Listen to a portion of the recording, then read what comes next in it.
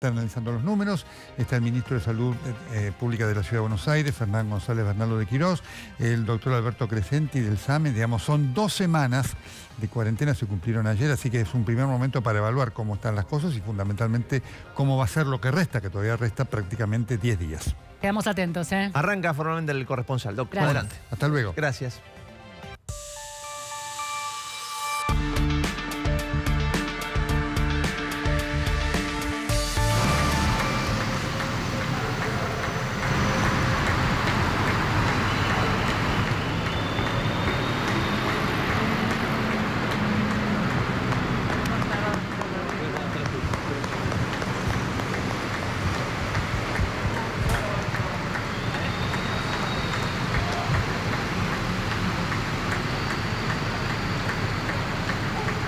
Y fundamentalmente con lo que ya es la tradición de toda esta etapa única en nuestras vidas que estamos viviendo con la cuarentena.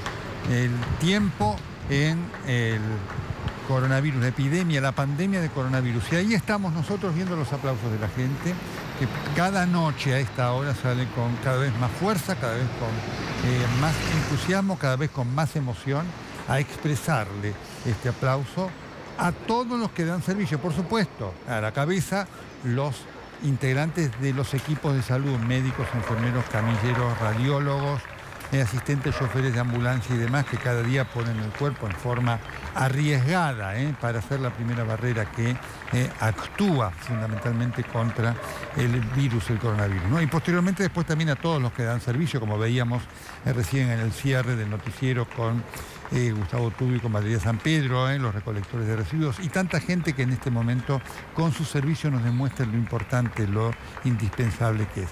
Y por supuesto estamos nosotros compartiendo toda esta emoción desde distintas partes del país, no solamente desde la Ciudad de Buenos Aires, en esto que tiene el significado de un agradecimiento cada vez más vivido y vívido, las dos, más vivido porque fundamentalmente están intensamente las experiencias de los que están allí, y vívido porque fundamentalmente tiene este deseo de expresión de lo que se comparte, de lo que se vive, de lo que se agradece, de lo que se sabe, de lo que se valora.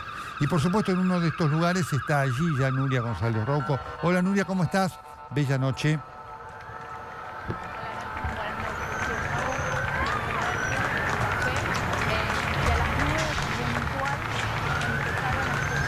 Ya vamos a tener contacto con Nuria, para que ella nos cuente también desde su lugar cómo está ella experimentando este momento único. Hola, ¿me escuchás? ¿Qué tal? ¿Cómo estás, Nuria? Bella noche, ¿cómo estás?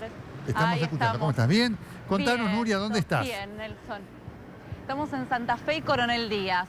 Estoy aquí a las 9 puntual, como siempre y en toda la República Argentina arrancaron los aplausos y además se escucha cada vez más por el silencio que hay en la calle. Claro, ¿no? claro. Salvo por una ambulancia que pasó recién y algún colectivo, después la verdad es que el silencio que hay en toda la Argentina hace que los aplausos se sientan todavía más y la verdad es que puntual, a las 9 ni un minuto más ni un minuto menos, y como vos decías, también se empiezan a escuchar también de gente que pasa caminando, no solamente en los balcones, quizás gente que salió de trabajar, o los chicos que hacen los deliveries, también todos se suman a este aplauso de las 9 que también nos marca como una hora del día, ¿no? Sí. Quizás no sabemos muy bien qué hora estamos durante todo el día, pero a las 9 de la noche lo tenemos todos muy presentes. Por supuesto, forma parte ya de un ejercicio común, de mancomunidad, que además es importante en cuanto a lo que representa tras un objetivo y como reconocimiento unánime de piense como pensare, ¿no? Pertenezca a lo que perteneciera, independiente de este sector político del otro. Hay una unanimidad en cuanto al reconocimiento de la tarea del equipo de salud. Y esto es interesante como actitud de la sociedad y como representación de lo que significa para una sociedad cuando de esta forma reconoce el esfuerzo de aquellos que se ocupan del bien común. Es muy interesante esto para analizar normalizarlo, porque además participan, como vos estás viendo cada noche, como se está viendo ahora, gente de distintos lugares, de todas las edades, ¿no? Es un elemento fantástico y además cada uno quiere poner lo suyo, el aplauso uno, e inclusive su arte para dar idea de lo que vive y de lo que siente, esta actitud de dación, de dar, por parte de los que prestan servicios, Nuria. Sí, exactamente. Y también un reconocimiento no solamente al esfuerzo obviamente que hacen los médicos, los enfermeros, camilleros, toda la gente que trabaja en el ámbito de salud. También parece que es como para darnos fuerzas entre nosotros, ¿no? Claro. Bueno, aplaudir para que se puede, ¿no? Y lo estamos haciendo entre todos y es algo que también sirve para darnos fuerzas a nosotros, esto de marcar, salir, aplaudir. Ya quedan menos días de cuarentena, en principio sería hasta el 12, si bien sabemos que se va a abrir de manera paulatina, no es que el 13 ya vamos a estar todos en la calle de vuelta, pero bueno, con esto de que también falta poco, falta menos y lo estamos logrando entre todos. No, sin duda. Además esto tiene el valor, esto que señalás, que es muy importante, ¿no? La única manera de que esto tenga éxito y sea además fundamental para enfrentar el coronavirus es que sea un esfuerzo mancomunado. Esto, si lo hacen unos y no otros, no sirve. Esto es claro y este es el desafío de lo que representa la cuarentena, de lo que ha representado hasta acá y de lo que representa lo que falta. De esto vamos a estar hablando en gran parte en el programa de hoy, ¿no? Así que esta idea de compartir un acto, un gesto, una acción, una actitud común, tiene además este significado. Este esfuerzo tiene sentido hecho en conjunto. Si este esfuerzo no es hecho en conjunto, si este esfuerzo los hacen unos y no otros, no sirve. Y este aplauso me parece que tiene ese valor de darse fuerza, de decir, estamos todos en esto, ¿no? Estamos viendo, mientras compartimos los aplausos, cómo estamos ya con nuestra cámara recorriendo la ciudad para ver cuál es el movimiento o no. Hoy es noche de sábado, siempre constituye un desafío especial para ver cómo se está cumpliendo la cuarentena y ahí estamos avanzando. Va avanzando por la 9 de julio, está a la altura del Metrobús y lo que estamos viendo es que efectivamente no hay prácticamente automóviles, no hay prácticamente gente, lo cual indica un cumplimiento importante de lo que es la cuarentena. Esta es una de las noches así difíciles, intensas de testeo para ver cuál es el comportamiento de la gente y de los ciudadanos. Así que esto también lo estamos reflejando para ver cómo es nuestro cumplimiento de todo esto. Insisto, esto es un elemento fundamental y empieza además la segunda parte de la cuarentena, porque hay que recordar que desde el punto de vista epidemiológico, ayer se cumplió la primera cuarentena, ¿no es cierto?, por los 15 días. Así que esto es lo que estamos viendo allí en la avenida 9 de Julio. Nuria, muchísimas gracias, estamos contigo, atenta a lo que vos nos estés diciendo y trayendo desde la calle. ¿Cómo no? Hasta luego, Nelson. Perfecto, bueno, muy bien. Estamos ya con nuestros invitados. Le agradezco mucho al señor Ministro de Salud Pública de la Ciudad de Buenos Aires, el doctor Fernán González Bernaldo de Quiroga. ¿Qué tal, doctor? ¿Cómo le va? ¿Qué tal, Buenas ministro? noches, gracias, Nelson, por la invitación. Por favor, a ustedes, al titular del SAM, el doctor Alberto Crescenti. ¿Qué tal, doctor? ¿Cómo le va? Nelson, gracias por la invitación. Bueno, muy bien. Ya vamos a estar con Gustavo Tubio también en sala de situación, recordando cuáles son los números de hoy. Son 98 los casos y una sola víctima fatal. Con lo cual vamos viendo esto que se va dando en la Argentina, ¿no es cierto? Las cifras son cifras en serrucho, un día suben, un día bajan, un día suben, un día bajan, pero no ha habido una disparada de cifras fenomenal y esto es un elemento importante para tener en cuenta. Señor Ministro, esto está dentro de lo que, por lo menos a nivel de la ciudad, pero además usted está trabajando en conjunto con el Ministerio de Salud Pública de la Nación, lo vemos codo a codo con el ministro. ¿Esto es lo que se estaba esperando?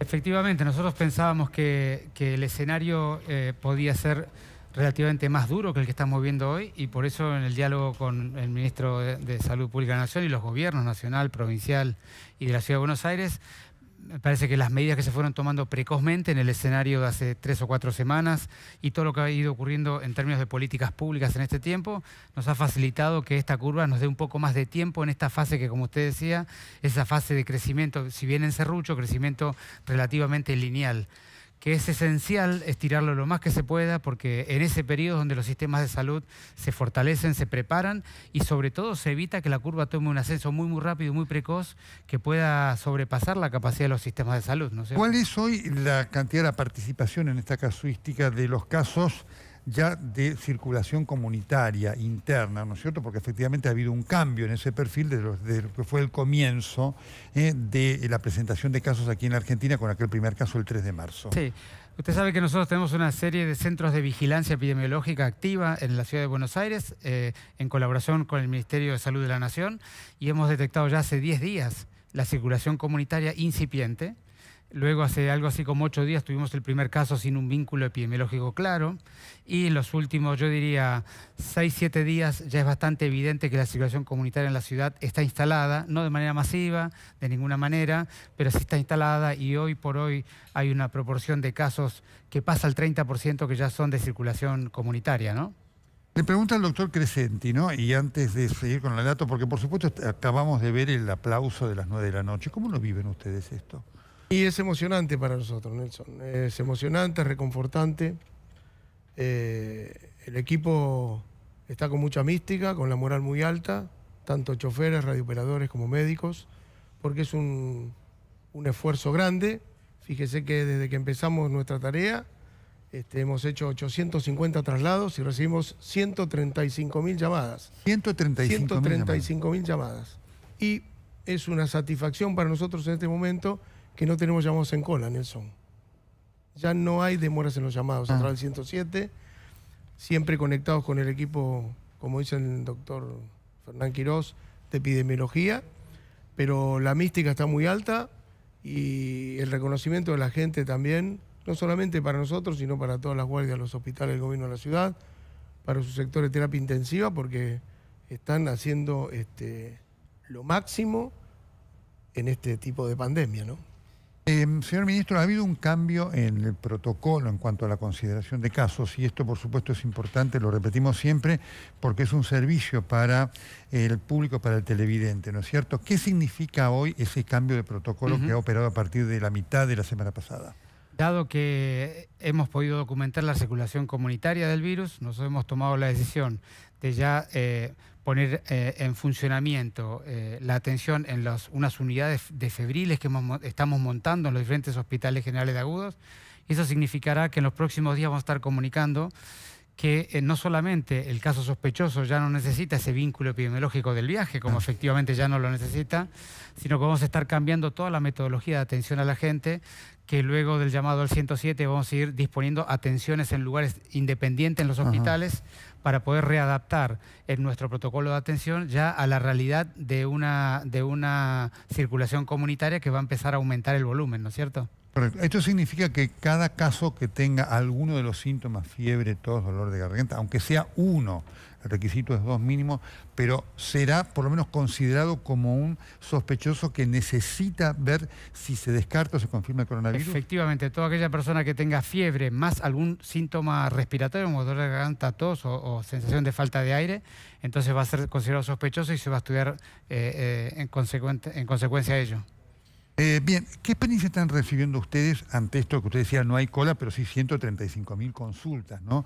¿Cómo consulta la gente? ¿Con qué nivel de ansiedad, comprensión, espera, angustia? Porque obviamente hay el llamado viene y después hay un tiempo que pasa, ¿no? Exacto, sí, pero nosotros tenemos un equipo muy fuerte de factores humanos, de psiquiatras y psicólogos que apoyan a los radiooperadores, y si el paciente está muy angustiado, ya automáticamente toma el médico o el psiquiatra o el psicólogo ese llamado también.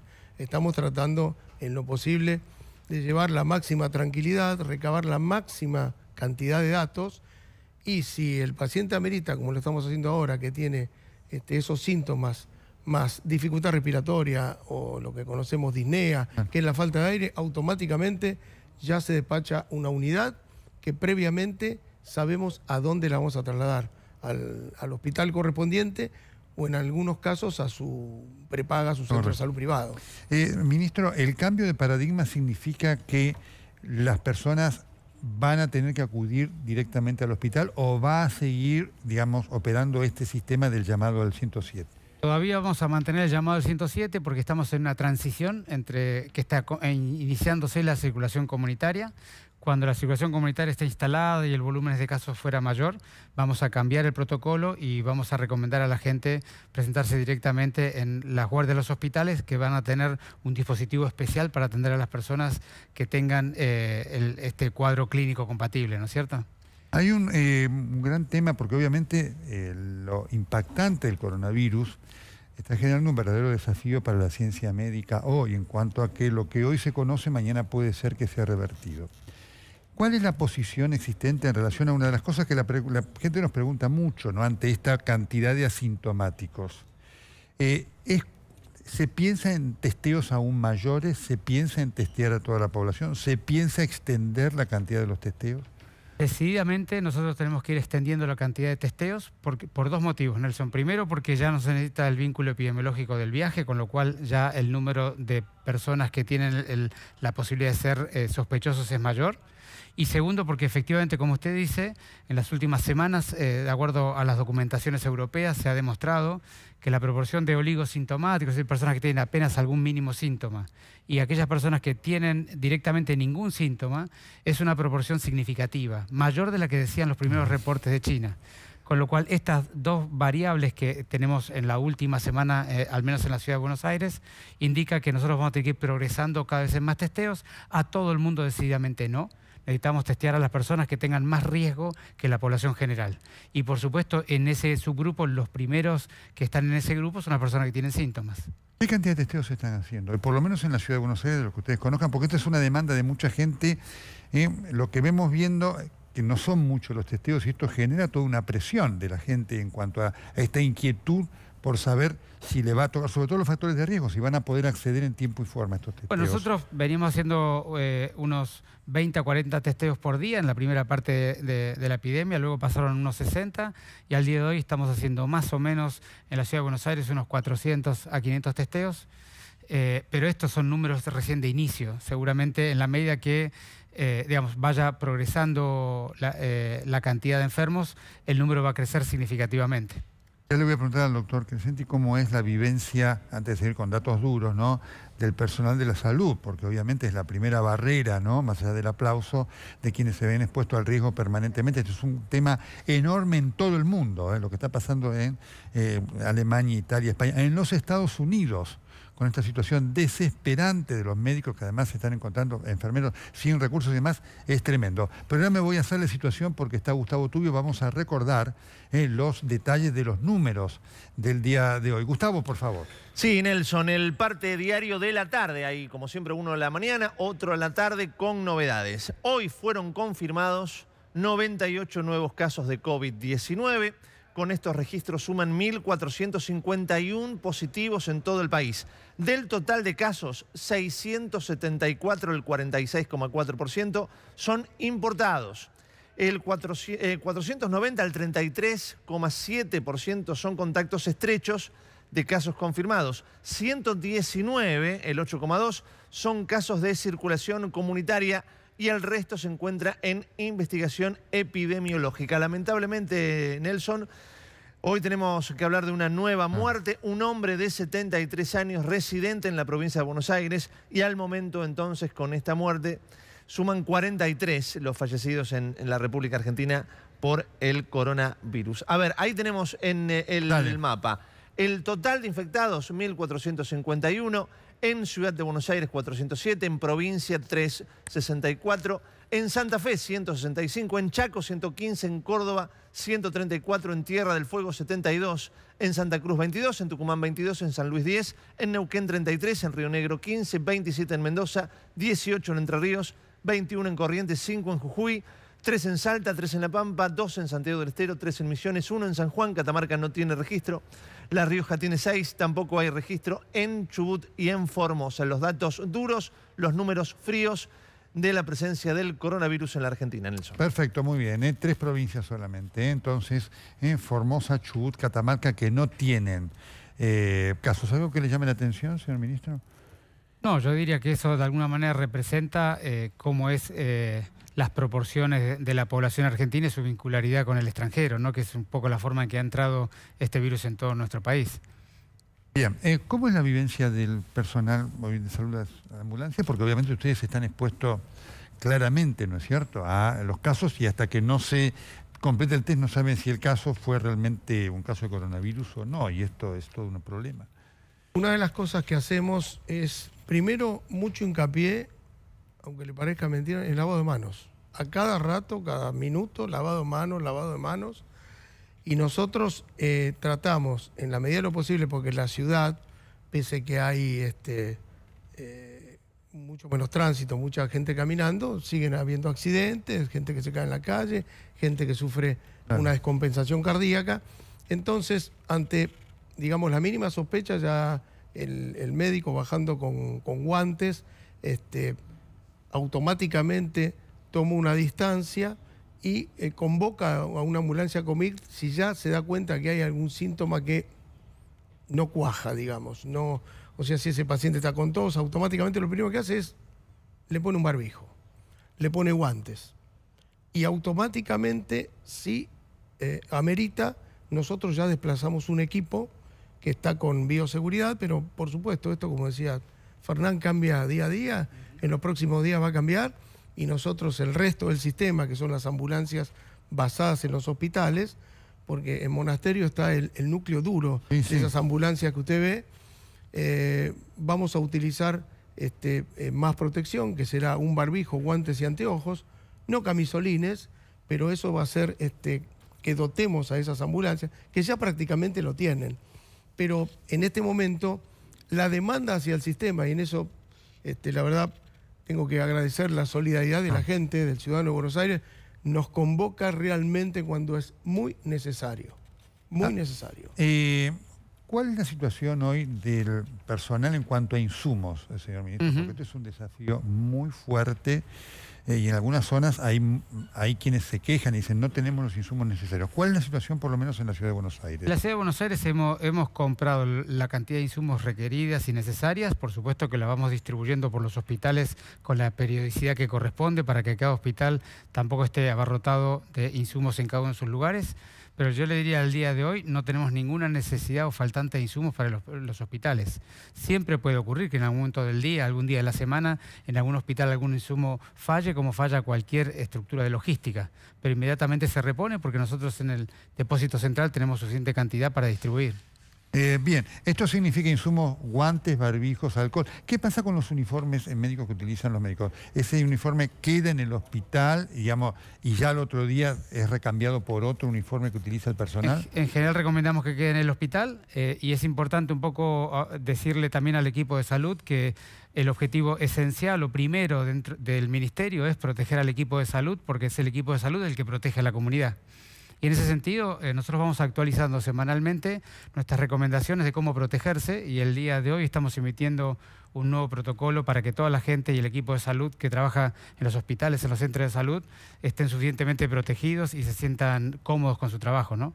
Lo pregunto porque el otro día ocurrió un episodio de discriminación de una médica que trabaja en el Hospital Ramos Mejía, trabaja en el Hospital Vicente López, perdón, en Usay, pero obviamente vivió esta situación y me consta que algunos médicos han tenido que salir a explicar a sus vecinos en los departamentos el hecho de que toman todos los cuidados y demás. Digamos, ¿les sorprendió o no les sorprendió? Y representa todo un problema para tener en cuenta, ¿no? Sí, por supuesto que sorprende, por supuesto que en los momentos de tensión y de dolor social siempre hay una parte oscura de algunas personas que salen. Me parece que la mayoría de la sociedad está respondiendo de manera impecable y yo creo que los argentinos hemos comprendido que tenemos una larga trayectoria de relacionarnos por nuestras diferencias, ¿no? Y me parece que en las últimas semanas o meses hemos ido aprendiendo que es mucho más inteligente, mucho más adecuado vincularnos por nuestras coincidencias. Y yo creo que la mayoría de los argentinos estamos transitando ese camino. Empezar a entender cuáles son nuestras coincidencias y de ahí construir un diálogo, un compartir, un proyecto común. Y siempre hay un pequeño grupo de personas que no pueden comprender la realidad cultural en que están viviendo y que pueden tener un comportamiento disímil, ¿no? Se lo pregunto a usted porque además usted está con los médicos en la calle todos los días, ¿no es cierto? Ellos viven en lugares, casas, departamentos. Sí, pero realmente, gracias a Dios, por suerte, todo el equipo, digamos, la primera línea, que es la que está en la calle, tiene muchísimo apoyo de sus vecinos, hasta le han llevado comidas, cosas a las esposas que quedan solas en ese momento, y refiriéndome a lo que decía Fernán. Estamos viendo, le digo a los televidentes, controles en Ituzaingó, ¿sí? Así que seguimos con nuestra cámara viendo cómo está la calle fundamentalmente, para que ustedes tengan idea cómo se vienen contando. Estos son los controles que se están haciendo ahí en Ituzaingó, en este caso, para tenerlo en cuenta y para saberlo en cuanto a la exigencia que quienes salgan tienen que tener los permisos correspondientes. Decía, doctor Crescenti, sí. Sí, que también tenemos equipos muy sofisticados que usted conoce, que son los Tyvek, que esos equipos blancos, Sí. con escafandras especiales, con circulación de aire para todos los médicos nuestros que están en la primera línea si fuera necesario. O sea que a nosotros los insumos están perfectos, no nos faltan, estamos igual, digamos, de nivel de equipos, igual que lo que ven ustedes en otras partes del mundo, en cuanto a esos trajes que Sí. se ven diariamente en Alemania, Sí, en sí. Francia. Son equipos muy sofisticados, nosotros los tenemos, hemos tenido que utilizar nada más que una vez Ajá. para un lugar que fue un geriátrico, que Sí. creo que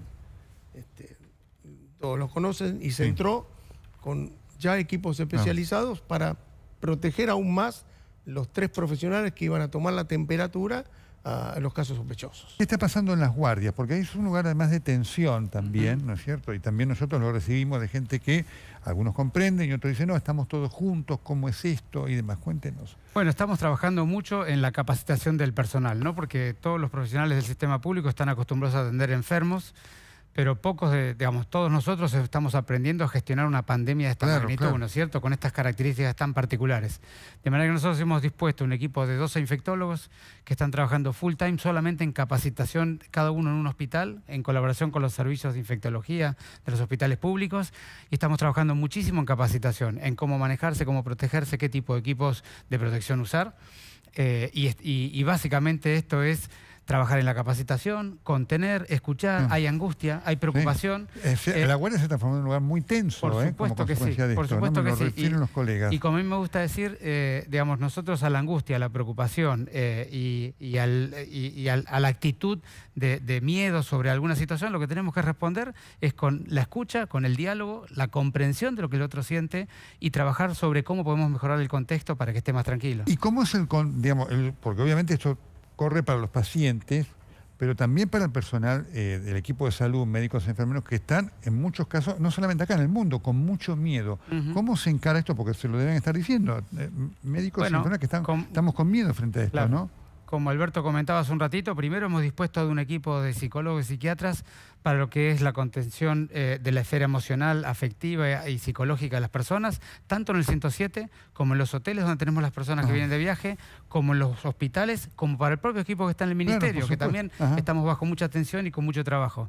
Nosotros creemos que es esencial el cuidado del contexto en el que se trabaja y la forma en que nos vinculamos como personas, sobre todo porque a mí me gusta decir que las situaciones más difíciles, la forma de salir es cooperando entre todos, porque siempre cuando uno enfrenta una cosa muy, muy difícil, la inteligencia colectiva y la capacidad colectiva de gestionar la tensión es mucho mayor, ¿no? La vivencia de ustedes, porque el otro día hablábamos con un médico en Estados Unidos aquí en el programa y le preguntaba, ¿usted tiene miedo? Sí, dijo, y muchos de mis colegas tienen miedo.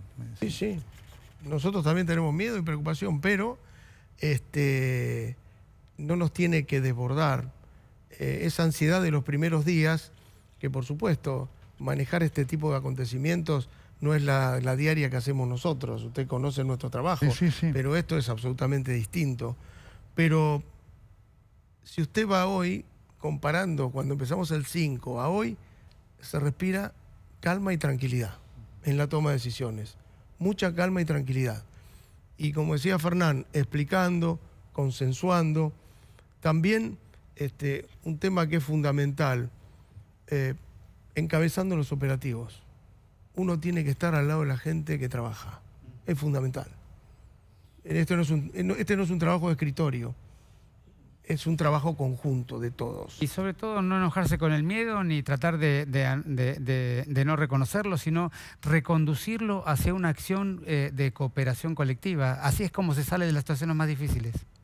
Ayer se vivió un episodio bochornoso en gran parte del país con el tema de las colas de los jubilados. Después voy a hacer un comentario sobre esto, así que no le voy a pedir un comentario de tipo político y demás, pero sí, desde un punto de vista epidemiológico. ¿Cómo vivieron esto? Porque se vivió en la ciudad de Buenos Aires también y generó, al margen de la indignación, una situación de mucha preocupación porque en muchos lugares claramente había una aglomeración y las distancias no se guardaban.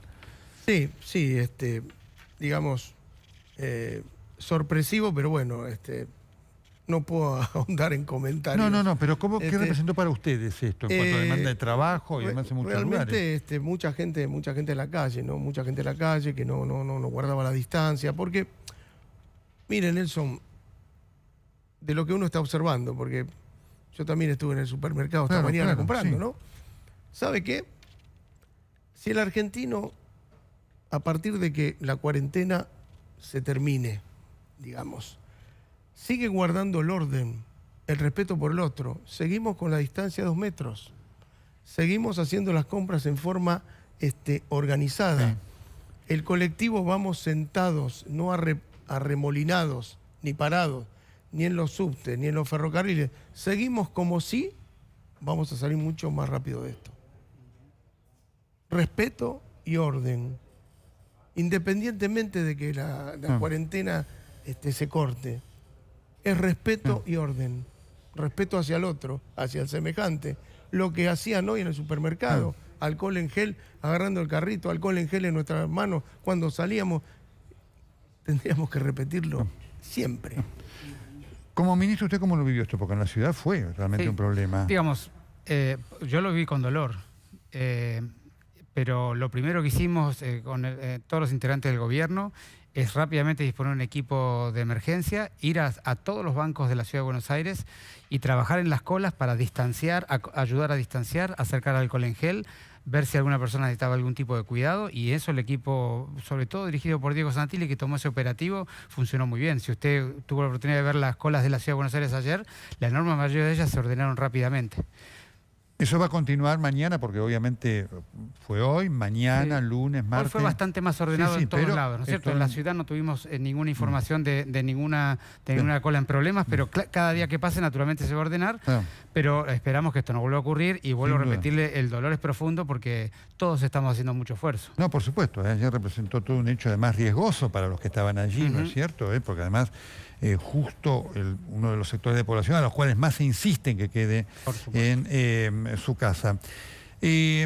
Otro de los temas es el del barbijo. Obviamente a nivel médico nosotros lo venimos informando, está por lo menos habiendo una discusión muy fuerte, acá lo muestro, es uno de los barbijos además profesionales, ¿no es cierto? Hoy el Centro para Enfermedades de Control de los Estados Unidos recomendó el uso de barbijos para usarlo en la vía pública. En la edición del 2 de abril del New England Journal of Medicine hay una editorial en donde se aconseja el uso del barbijo. La Organización Mundial de la Salud todavía no. Algunos países sí. ¿Cuál es la situación, por lo menos según ustedes la ven, aquí en la Ciudad de Buenos Aires? Nosotros tenemos una mirada bastante clara que la venimos comunicando públicamente hace varias semanas, y que me parece que estos últimos documentos y publicaciones van bastante similar a esta mirada, y se la voy a tratar de explicar a la gente lo más fácil que pueda. Hay suficiente información para estar convencidos de que el barbijo no es una protección definitiva para el que lo usa.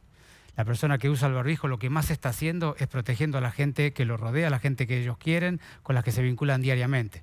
El principal objetivo del barbijo es que el enfermo no contagie al sano. Es para lo que está francamente documentado, porque el único lugar donde un enfermo enferma un sano es a través de lo que sale de la boca.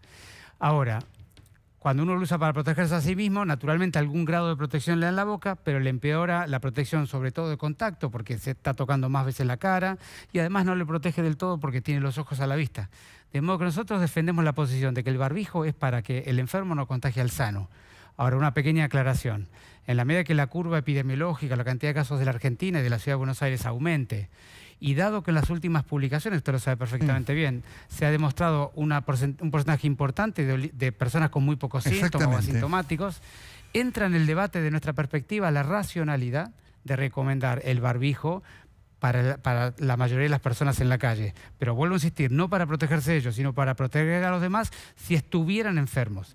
Y por supuesto que esa indicación no puede competir con los barbijos que necesitamos para los enfermos en los hospitales y para el equipo de salud, por lo cual nos parece que un camino muy razonable es ir hacia el modelo de fabricación comunitaria y social de los barbijos sociales y para uso público y fabricación industrial y médica para los hospitales y los sistemas de salud. Es decir, ¿usted entiende que esto puede llegar a ser recomendable en algún momento según cómo vaya la curva casuística? Claro, cuando haya mucha gente asintomática caminando por la calle, si todos usan barbijo, los asintomáticos van a contagiar menos. La pregunta es cómo saber cuántos hay o no, digamos, más allá del método matemático, porque lo que usted pone es una pregunta esencial, ¿no es cierto? Es decir, los asintomáticos, algunos piensan que por cada caso hay 1000 y otros 100, y además son muchísimos. ¿En qué momento se evaluará esto? Es una de las preguntas que nos hace la gente. Nosotros tenemos un dato propio. Hemos visto muchos datos europeos de Italia y de España que nos han enviado amigos europeos sobre las cohortes que ellos tienen para ver los asintomáticos. Pero yo le puedo decir, nosotros hemos testeado de las personas que han venido del extranjero y hemos tenido en los hoteles, de los primeros 1000 personas que hemos dado de alta y le hemos hecho los test, el 3,7% dieron positivo. Y de ellos, más del 70% estaban asintomáticos. Entonces, usted solamente tiene una muestra, que al menos por cada sintomático hay 1 o 2 asintomáticos. Entonces, cuando la circulación comunitaria sea más intensa, la curva, al día de hoy la curva de Argentina es relativamente pequeña y no crece rápidamente. Pero cuando la curva empieza a crecer rápidamente, me parece que es un momento de poner en debate en la sociedad. Y a mí me parece que la sociedad se puede ir preparando, porque la fabricación casera, hay muchas personas, textiles que están poniéndose a disposición. Me parece que la sociedad se puede ir preparando para ello. ¿Son útiles esos barbijos caseros? Bueno, son útiles para contagiar menos el enfermo a otros. Porque usted sabe perfectamente bien que algún grado de transferencia del virus hay sobre el barbijo, pero estamos diciendo que es una persona que podría estar enferma y que no debe contagiar. Ahí las gotitas tienen una alta proporción de que quedarse en el barbijo no importa la calidad que tenga. El otro tema es, porque obviamente se está viendo, no solamente el tema del barbijo, usted además lo acaba de decir, los también reportes de los casos están hablando de la presentación de afecciones conjuntivales, no son mayoritarias, pero están... Algunos inclusive van más allá de decir, bueno, tenemos que usar las máscaras. ¿Es así? No, usted llama, lo que está hablando es del N95. Digamos, exactamente. De ninguna manera. Digamos, la única diferencia entre el barbijo quirúrgico o el barbijo común que todo el mundo conoce y el de las máscaras tiene que ver con el nivel de exposición a la carga viral. Es decir, las máscaras están solamente recomendadas para los profesionales que hacen los procedimientos, que trabajan en terapia intensiva, en los lugares de shock room, y aquellas personas que tienen un contacto íntimo con la atención del enfermo, pero de ninguna manera por el contacto estrecho o social, de ninguna manera. Ya estoy con un móvil. Algo que nos quiere decir usted, porque por supuesto ustedes están en la calle con todo esto, ¿no? Bueno, y lo recibirán además como gente que le dice, no me quiero poner el barbijo y demás, ¿no? Nosotros tratamos de explicar lo que ha dicho Fernán recién, pero bueno, lo importante es justamente ver qué pasa con la curva para tomar otras decisiones. Por ahora estamos en esta situación y tenemos que esperar la curva para tomar otro tipo de protección, pero normalmente lo que estamos haciendo, los equipos que ya les digo que están en los hospitales, es guantes y barbijo, y bueno, veremos un cambio de curva, usaremos las antiparras, pero no, por ejemplo, como sale en la ambulancia con el equipo de protección personal. Ya eso es distinto. Perfecto. Ya estoy con el doctor. Nuria, por la calle, contanos qué es lo que estás viendo. Sí, Nelson, la verdad es que estamos en una esquina muy tranquila hoy, ¿no? Pensemos en esta esquina Santa Fe y Coronel Díaz, un sábado cualquiera, ¿no? Fuera de la cuarentena, y la verdad es que tenemos un panorama completamente distinto. Es un lugar donde ustedes saben hay muchos lugares para comer, un lugar de paseo habitual para mucha gente, y la verdad es que es un panorama completamente distinto. Lo único que hemos visto es los chicos que andan en las motos o en las bicicletas haciendo los repartos, eso sí se ha visto y muchísimo, y después transporte público, todos con poca gente y todos sentados como pide el protocolo, y las ambulancias, es lo único que se ha visto así de manera llamativa, ¿no? Después la verdad es que a medida que también van pasando los minutos se ve cada vez menos movimiento de autos también en las distintas calles, sobre todo, insisto, en estas avenidas, porque habitualmente son muy concurridas, hay mucha gente que las utiliza para moverse y también para salir a pasear, y hoy la verdad es que vemos un panorama completamente distinto, ¿no? No, por supuesto, es importante, inclusive la diferencia con respecto a lo que vos nos mostrabas la semana pasada, Nuria, la semana pasada se veía un poco más de gente en la calle el sábado, hoy es mucho menor, solamente se ve lo que uno interpreta es el delivery y los colectivos nada más, ¿no? Claro. Sí. Algunos autos también, pero porque también hay comercios obviamente que están habilitados, por ejemplo, farmacias y lugares de venta de alimentos, algunos almacenes, algunos supermercados, que entonces cierran las puertas, esos empleados empiezan a salir a las calles y ese es el movimiento que quizás se veía hace un rato de gente que estaba terminando de cerrar sus locales, sus comercios y que se estaba yendo, pero la verdad es que después ustedes lo pueden ver. No anda nadie, ¿no? Insisto, solamente los chicos del delivery y los transportes públicos. Perfecto, Nuria, muchísimas gracias. Esperamos un contacto contigo desde otro lugar. Sí, doctor, ¿me permite, decía, Nelson? Sí. Esta imagen es muy buena para la cuarentena, pero cuidado. Ajá. Respeten, por favor, los semáforos. Sí, me la cantó los de la delivery boca. Los delivery con la bicicleta. Sí. Es lo mismo, Nelson, porque es donde en este momento hay que prestar la máxima atención y nosotros no queremos ir. No queremos que estén con nosotros. Sí, mira, acabamos de ver uno que pasó impresionante. Exacto. Pasó en rojo, Ahí está otro pasó en rojo, O sea, increíble. Es el máximo peligro nuestro en este momento. Sí. Está impactante la imagen que lograste ahí, Nuria, con quien te está acompañando en la cámara, porque la verdad que se los vio justo pasar en rojo, un peligro, Impresionante, La velocidad con la que pasan, sobre todo lo que se mueven en motos, aprovechan que no hay nadie, y también la velocidad que a veces con la que cruzan los semáforos llama la atención y obviamente que es peligroso. Claro, por supuesto. Nada más sepan que esto recarga el trabajo del SAME, que está a full con todo el tema del coronavirus, ¿no es cierto? Sépanlo, porque esto es un tema, al margen de, por supuesto, poner en riesgo su vida, que esto es lo más importante, ¿no? Atenti con esto, ¿no? La cuarentena no es para los semáforos, Nuria, muchísimas gracias, te esperamos con un nuevo contacto. De nada, hasta luego. Señor ministro, ¿qué va a pasar el lunes con las autorizaciones? Hay una enorme problemática porque cuesta mucho a la gente, lo venimos escuchando todo el tiempo por parte de los que trabajaban. Hoy venía con el taxi y me dice, yo no puedo entrar a la página. En la página me dice que estamos exceptuados, pero la policía me paró y me dijo, si usted no tiene el permiso, el lunes le sacamos el auto. ¿Cómo están las cosas? Entiendo que ese tipo de autorizaciones son del sistema nacional. Sí, por eso mismo, pero en la ciudad se va a notar muchísimo, porque la ciudad tiene todo el tema de los servicios y excepciones que son muy importantes, ¿no? La verdad es que no estoy en el detalle en ese tema, así que no quiero decir una cosa por otra, pero entiendo que se había propuesto prorrogar un par de días todavía los permisos existentes para que no haya el problema que usted está diciendo. Pero tengo mucho respeto en decirlo porque claro, quería no es mi porque tema. Obviamente hay mucho servicio, inclusive personal, inclusive de que da servicio de salud, que no está dentro del servicio público, digamos, está queriendo decir, yo soy enfermero, enfermera, tengo que ir a trabajar a este lugar y no he podido conseguir el permiso, ¿no es cierto? Por supuesto. Bien, en este contexto, ¿cómo están planeando ustedes y qué es lo que ustedes están conversando para el levantamiento de la cuarentena? Bueno, usted sabe que nosotros desde el primer día, en colaboración y cooperación con la Nación, venimos defendiendo esta estrategia que que se aplica en la Argentina y que yo conozco muy bien la Ciudad de Buenos Aires, que es lo que llamamos estrategia de supresión, ¿no? La estrategia de supresión tiene tres componentes esenciales. Uno, el distanciamiento social masivo, que es la cuarentena. El segundo es el diagnóstico precoz y el distanciamiento social y familiar del enfermo. Y el tercero esencial es el cuidado muy especial de las personas de mucho riesgo, los adultos mayores, las personas con enfermedad. Y explico los tres componentes de la estrategia de supresión, porque en realidad discutir uno de ellos separadamente no corresponde, porque entre los tres de alguna manera están dependiendo y son complementarios. Entonces uno puede pensar en ir alivianando la cuarentena general, en la medida que haya instalado de manera muy fuerte el diagnóstico precoz y el distanciamiento de los enfermos y la protección de los adultos mayores.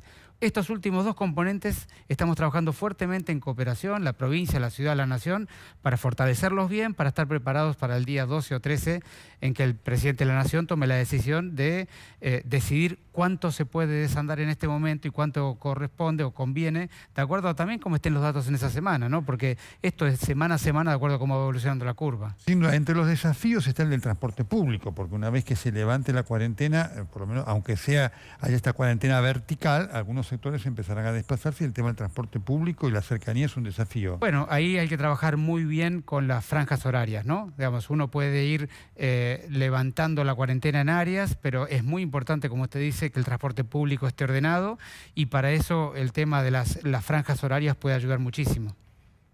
¿A ustedes les inquieta, hay alguna inquietud particular en cuanto a cómo vaya a ser el levantamiento de la cuarentena y lo que afecte y obviamente recargue el servicio para ustedes? No, en realidad estamos tranquilos en eso. Creo que si, como les decía, si somos solidarios, muy solidarios, en respetar lo que le acaba de decir antes, con el tema de las compras, del distanciamiento, no nos preocupa.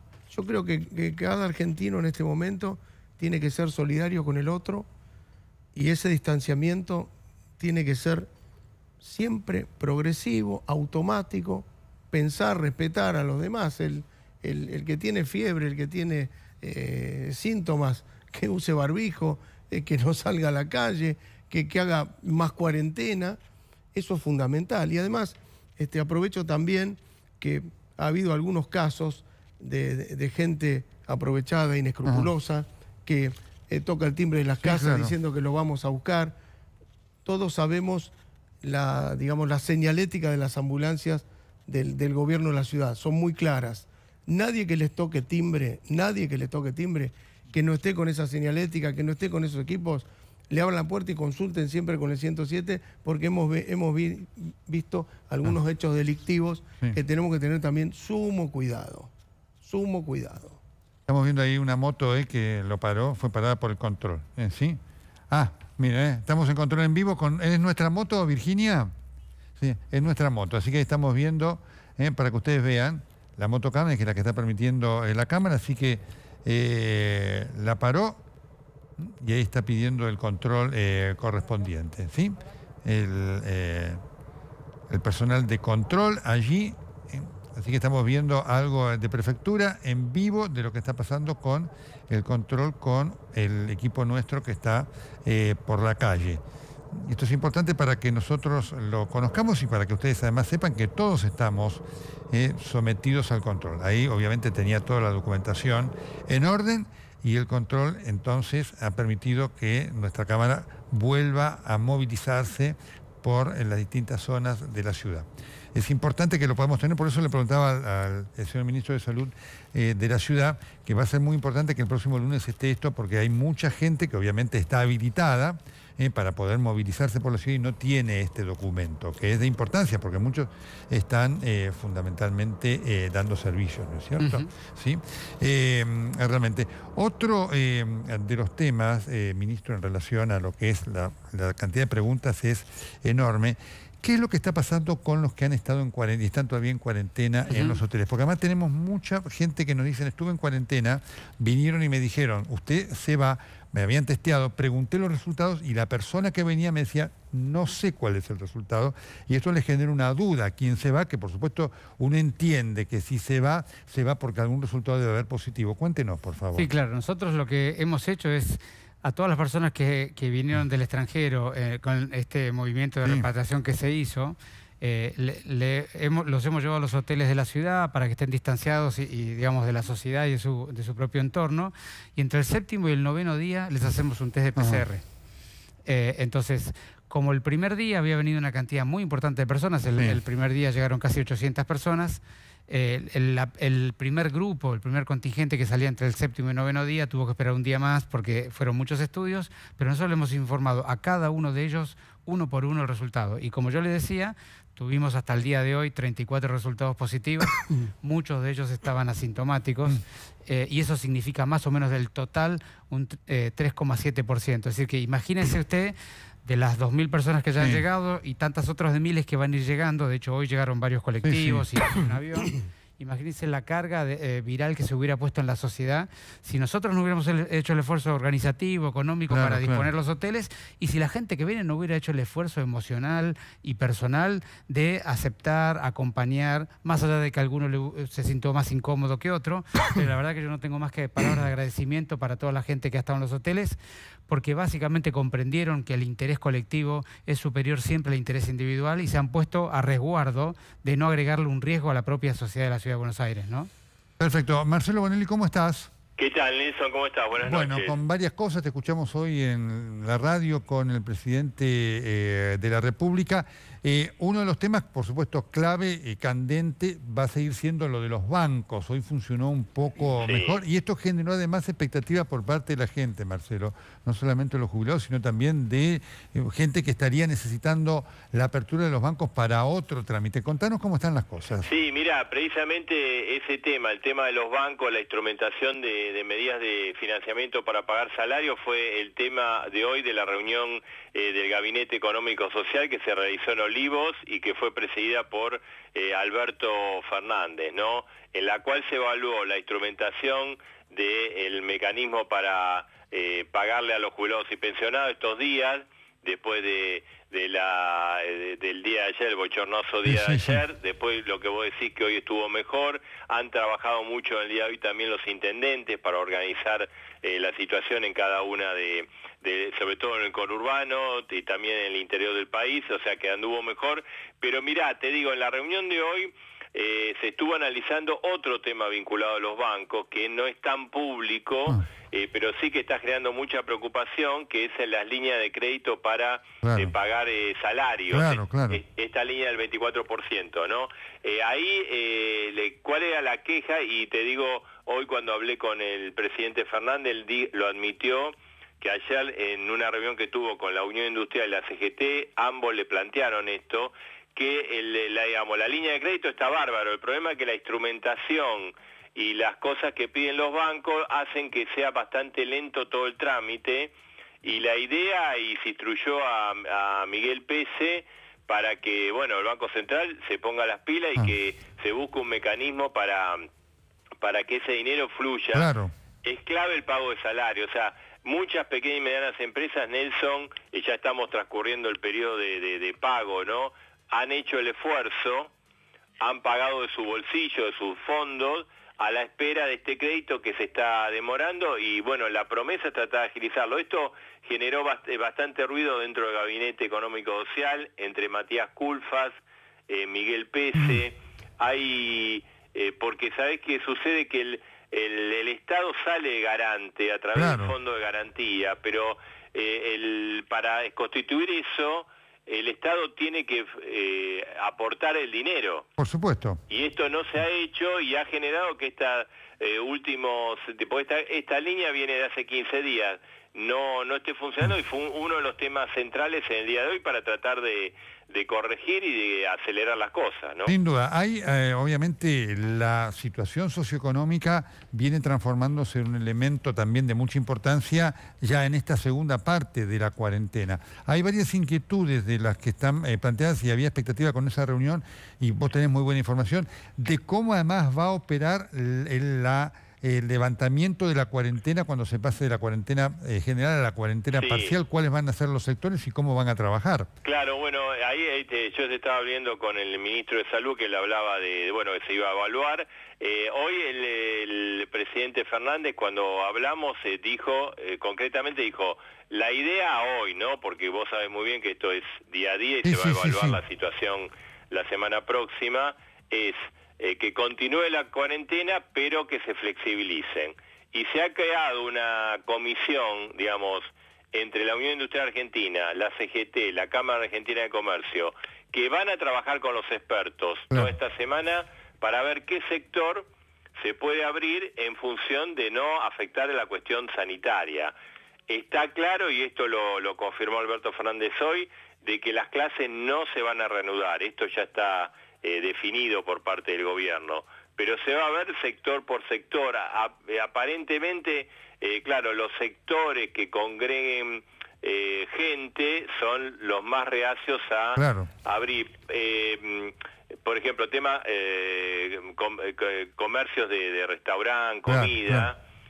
Ahí aparentemente se está viendo de que abran, pero que hagan delivery exclusivamente, para no generar, digamos, concentración de gente. Sí. O se evaluará alguna posibilidad de que, digamos, estén, pero a una distancia muy larga. Cuando hablo de delivery no hablo solo de comida, hablo de todo tipo de negocios. Claro. Permíteme, porque justo está el ministro, es una pregunta para hacer al ministro de Salud de la ciudad, porque obviamente ellos van a tener arte y parte en todo esto. Seguro. ¿Está pensado cómo se va a implementar los rubros en los cuales la actividad se va a permitir, ministro? ¿Todavía es motivo de discusión? Me parece que todavía es muy anticipatorio eso. Hay que ver para la semana próxima cómo está la situación epidemiológica y de acuerdo a cómo esté ello y cómo estén los otros componentes de la estrategia instalados en la comunidad y que las políticas públicas estén dando su resultado, seguramente se va a poder hacer un poquito, avanzar un poquito más o no tanto. Yo creo que hoy todavía es muy apresurado. Lo que sí me parece que estaba diciendo Marcelo recién es que es absolutamente así. Seguramente las escuelas son uno de los últimos componentes que se puede agregar a la actividad social, porque se sabe muy bien que los chicos son los que dispersan la enfermedad por toda la familia, ¿no es cierto? Ahora, ministro, decía Marcelo recién, por supuesto, el comité de expertos va a tener la última palabra. ¿Es así? ¿El comité de expertos va a tener la última palabra sobre cómo se va a implementar el levantamiento y qué se va a levantar y qué no? Me parece que la última palabra la va a tener el presidente de la Nación. El comité de expertos y también los gobernadores y los ministros de los gobernadores, lo que hacemos es dar recomendaciones, observaciones, describir los datos, aportar ideas, experiencias externas, pero me parece que la última palabra siempre va a ser del presidente de la Nación, ¿no? Marcelo, en este contexto, y quiero compartir ahora en un minuto algún fragmento de la entrevista que le hiciste al presidente, que está teniendo una enorme repercusión, de lo que además está apareciendo como necesidad de los sectores económicos, también hay problemas impositivos y demás para afrontar. ¿Se sabe algo de esto? Mira, aparentemente el gobierno en materia impositiva, pues ya hay vencimientos. Sí, claro, por eso lo preguntaba. Es como que no... O sea, acá hay un problema, se ha desplomado la producción, digamos, hay varios problemas, ¿no? Pero se ha desplomado la actividad. Fíjate vos que hoy le salieron datos de la industria automotriz del mes de marzo, que cayó fuertísimo, muy por encima de lo que venía cayendo, ya estaba bastante golpeado. Pero esto está generando que se paguen menos impuestos, o sea que hay un bache fiscal importante. Entonces, en principio la posición que está teniendo el gobierno es no dar flexibilidad y que el que pague, ¿no? O sea, mantener las obligaciones por una cuestión de carácter fiscal. Hoy la industria automotriz, digamos, se dio el parte, en mayo cayó el 34% sobre niveles. Entonces ahí hay un problema, porque está, por un lado, una necesidad del Estado de recaudar para mantener cierto nivel de gasto y financiar, todos los gastos del Estado, la ayuda económica y sobre todo el gasto sanitario. Y por otro lado, necesidad de la gente, que va a haber muchos que directamente no van a pagar impuestos. De hecho, eso ha ocurrido ya durante el mes de marzo, de acuerdo a los datos de la FIP. Perfecto. Escuchemos un fragmento hoy de tu entrevista en Radio Mitre con el presidente de la República. Marcelo, por favor.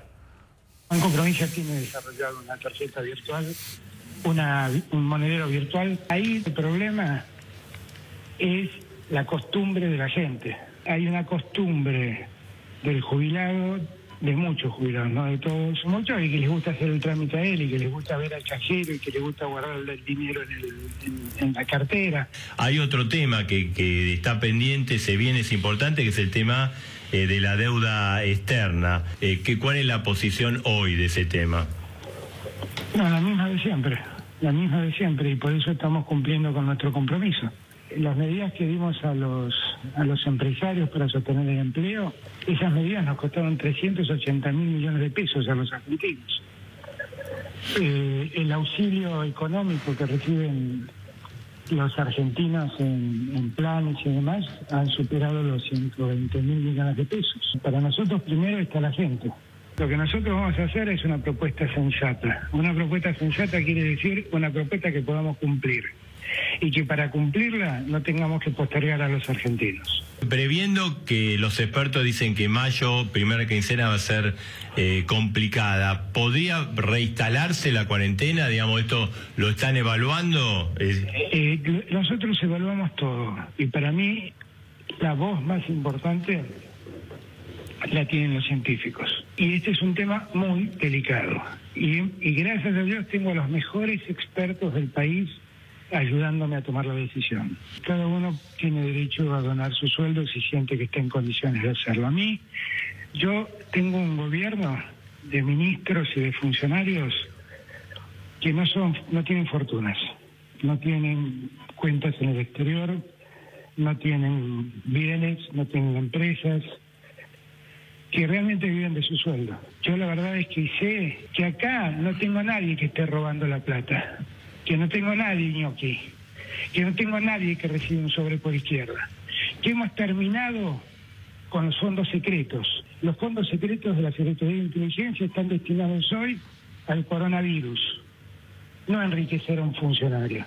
No me vengan con esas cosas, después nos llaman populistas a nosotros. Ayer yo me reuní con la Cámara de Comercio, con la CGT y con la Unión Industrial. Y lo que les planteé es que hagamos un comité con los epidemiólogos para ir viendo cómo ir flexibilizando la cuarentena, no levantando, flexibilizando la cuarentena. Porque algunos sectores deberán seguir en cuarentena. Hay ciertas actividades que son las que más van a sufrir la salida de la cuarentena, que son el fútbol, que es el cine, el teatro. Muy bien. Definiciones importantes, Marcelo, hoy del presidente de la República. Sí, no, y hoy un día, bueno, después del día de ayer, donde el presidente admitió errores, imprevisibilidad, donde se manifestó, admitió que estaba muy enojado y afectado por lo de ayer. Obviamente,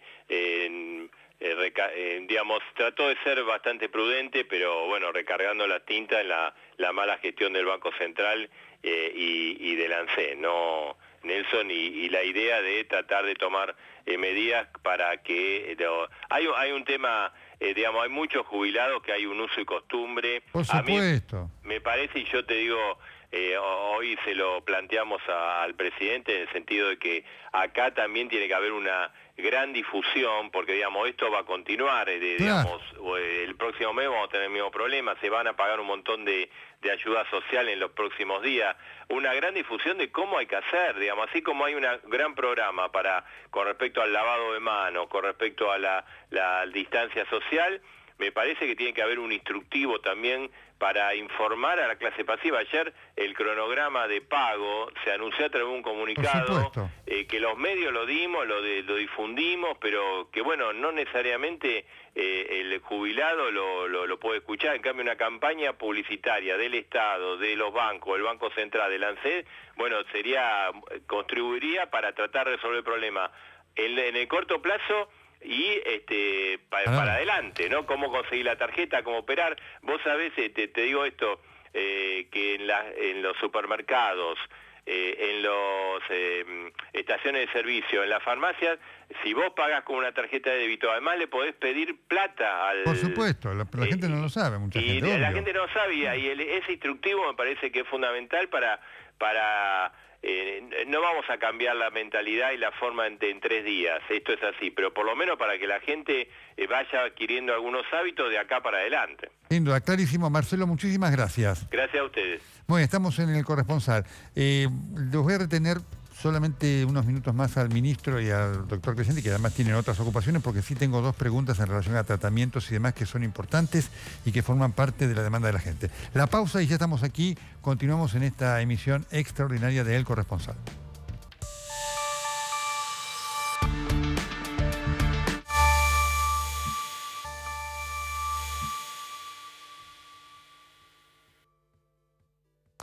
Muy bien, estamos aquí en esta emisión extraordinaria y especial del Corresponsal. Quiero además, a propósito que está el ministro de Salud de la ciudad, también el doctor Crescenti, quiero compartir con todos ustedes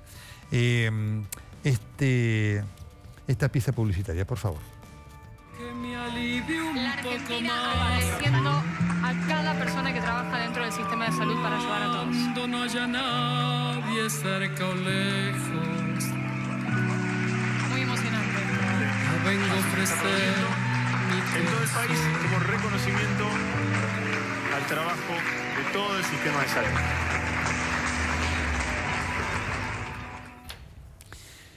quiero decirles lo siguiente, ¿no? Y ahora voy a hablar.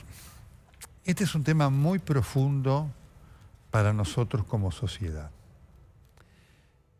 Es un tema muy profundo en todo el mundo. Días pasados hubo un video circulando de médicos y enfermeros españoles que también tienen esta misma problemática que enfrenta la profesión médica y del equipo de salud en muchas partes del mundo, en donde se lo maltrata, se lo ignora, al margen además de todo el tema salarial, de las condiciones de trabajo y demás, ¿no? Y decían estos médicos y enfermeros, bueno,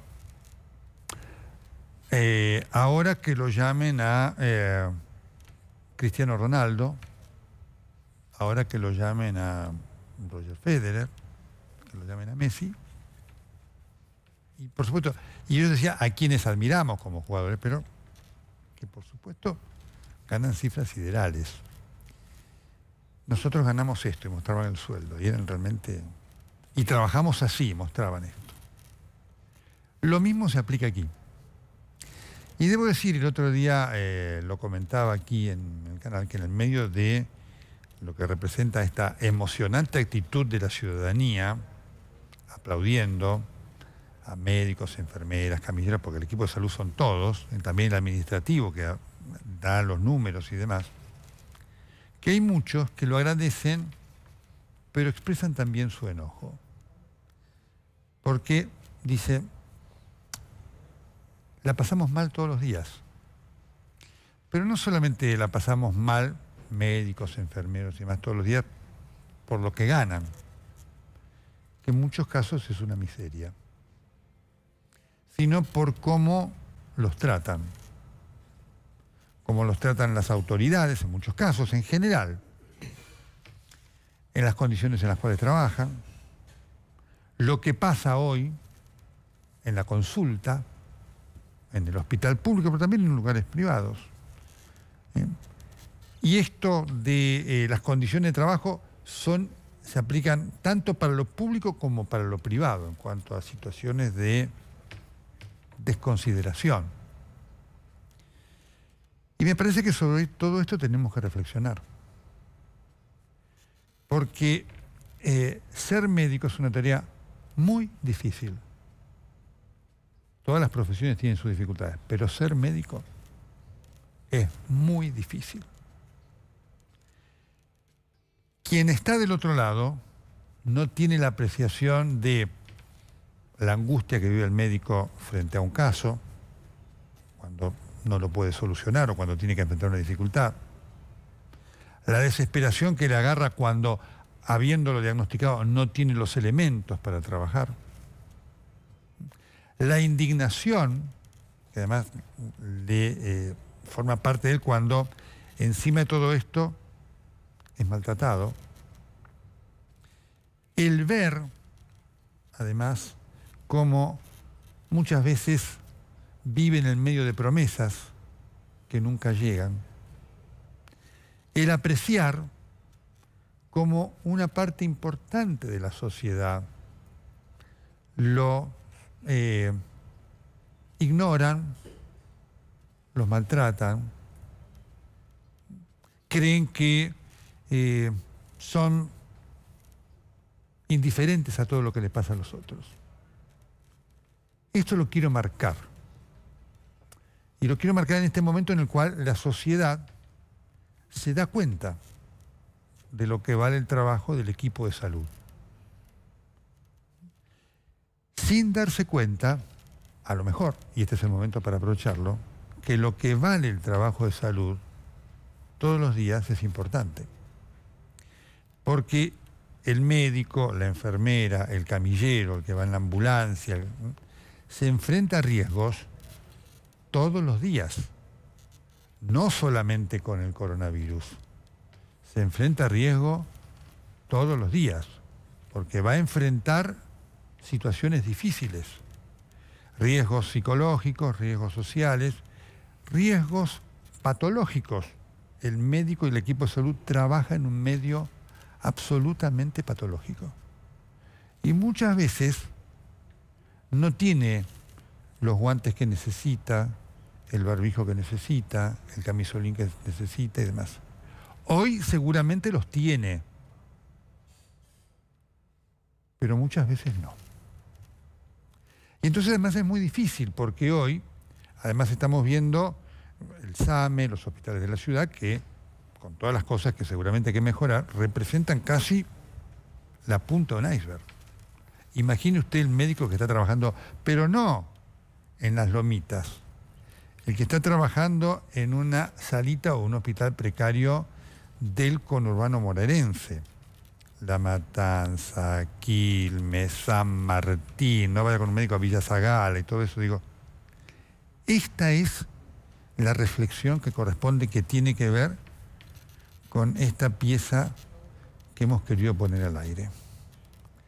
Es una pieza que nos invita a reflexionar. Es obviamente el otro lado de las cosas, ¿no? Porque uno dice, estamos todos así, pero les quiero expresar que son muchos los integrantes del equipo de salud que dicen, ¿y cuando pase todo esto? ¿Qué va a pasar?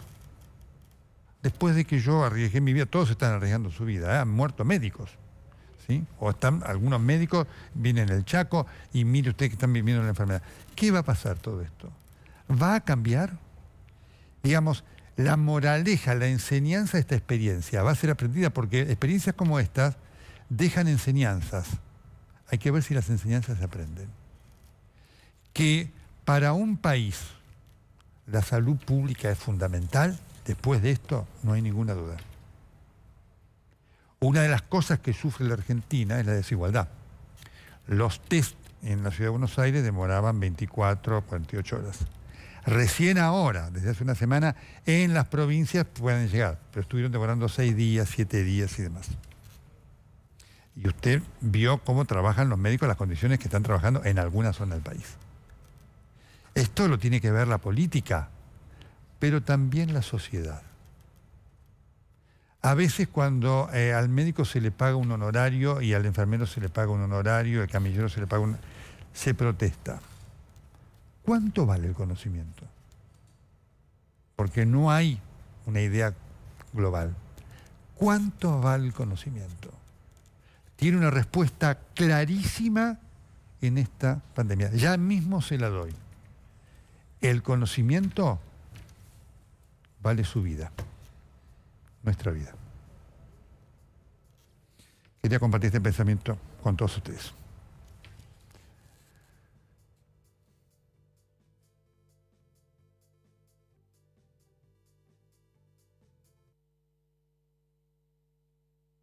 Son las 9 de la noche y empezó lo que ya se empieza a hacer una especie de tradición, ¿no? El aplauso a los trabajadores. Algo que me alivie un La poco Argentina más. agradeciendo a cada persona que trabaja dentro del sistema de salud para ayudar a todos. Cuando no haya nadie cerca o lejos, Muy emocionante. yo vengo a ofrecer mi En todo el país corazón. como reconocimiento al trabajo de todo el sistema de salud. Doctor Crescenti, quería también su reflexión sobre esto. Por eso lo quería pasar con ustedes acá. Difícil, ¿eh? Me ha hecho emocionar.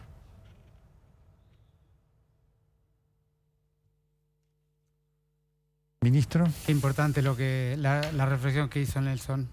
Me parece que si solamente se me ocurre decirles primero es que los momentos difíciles necesariamente uno tiene. Lo primero es cooperar y trabajar en equipo. Lo segundo es reflexionar.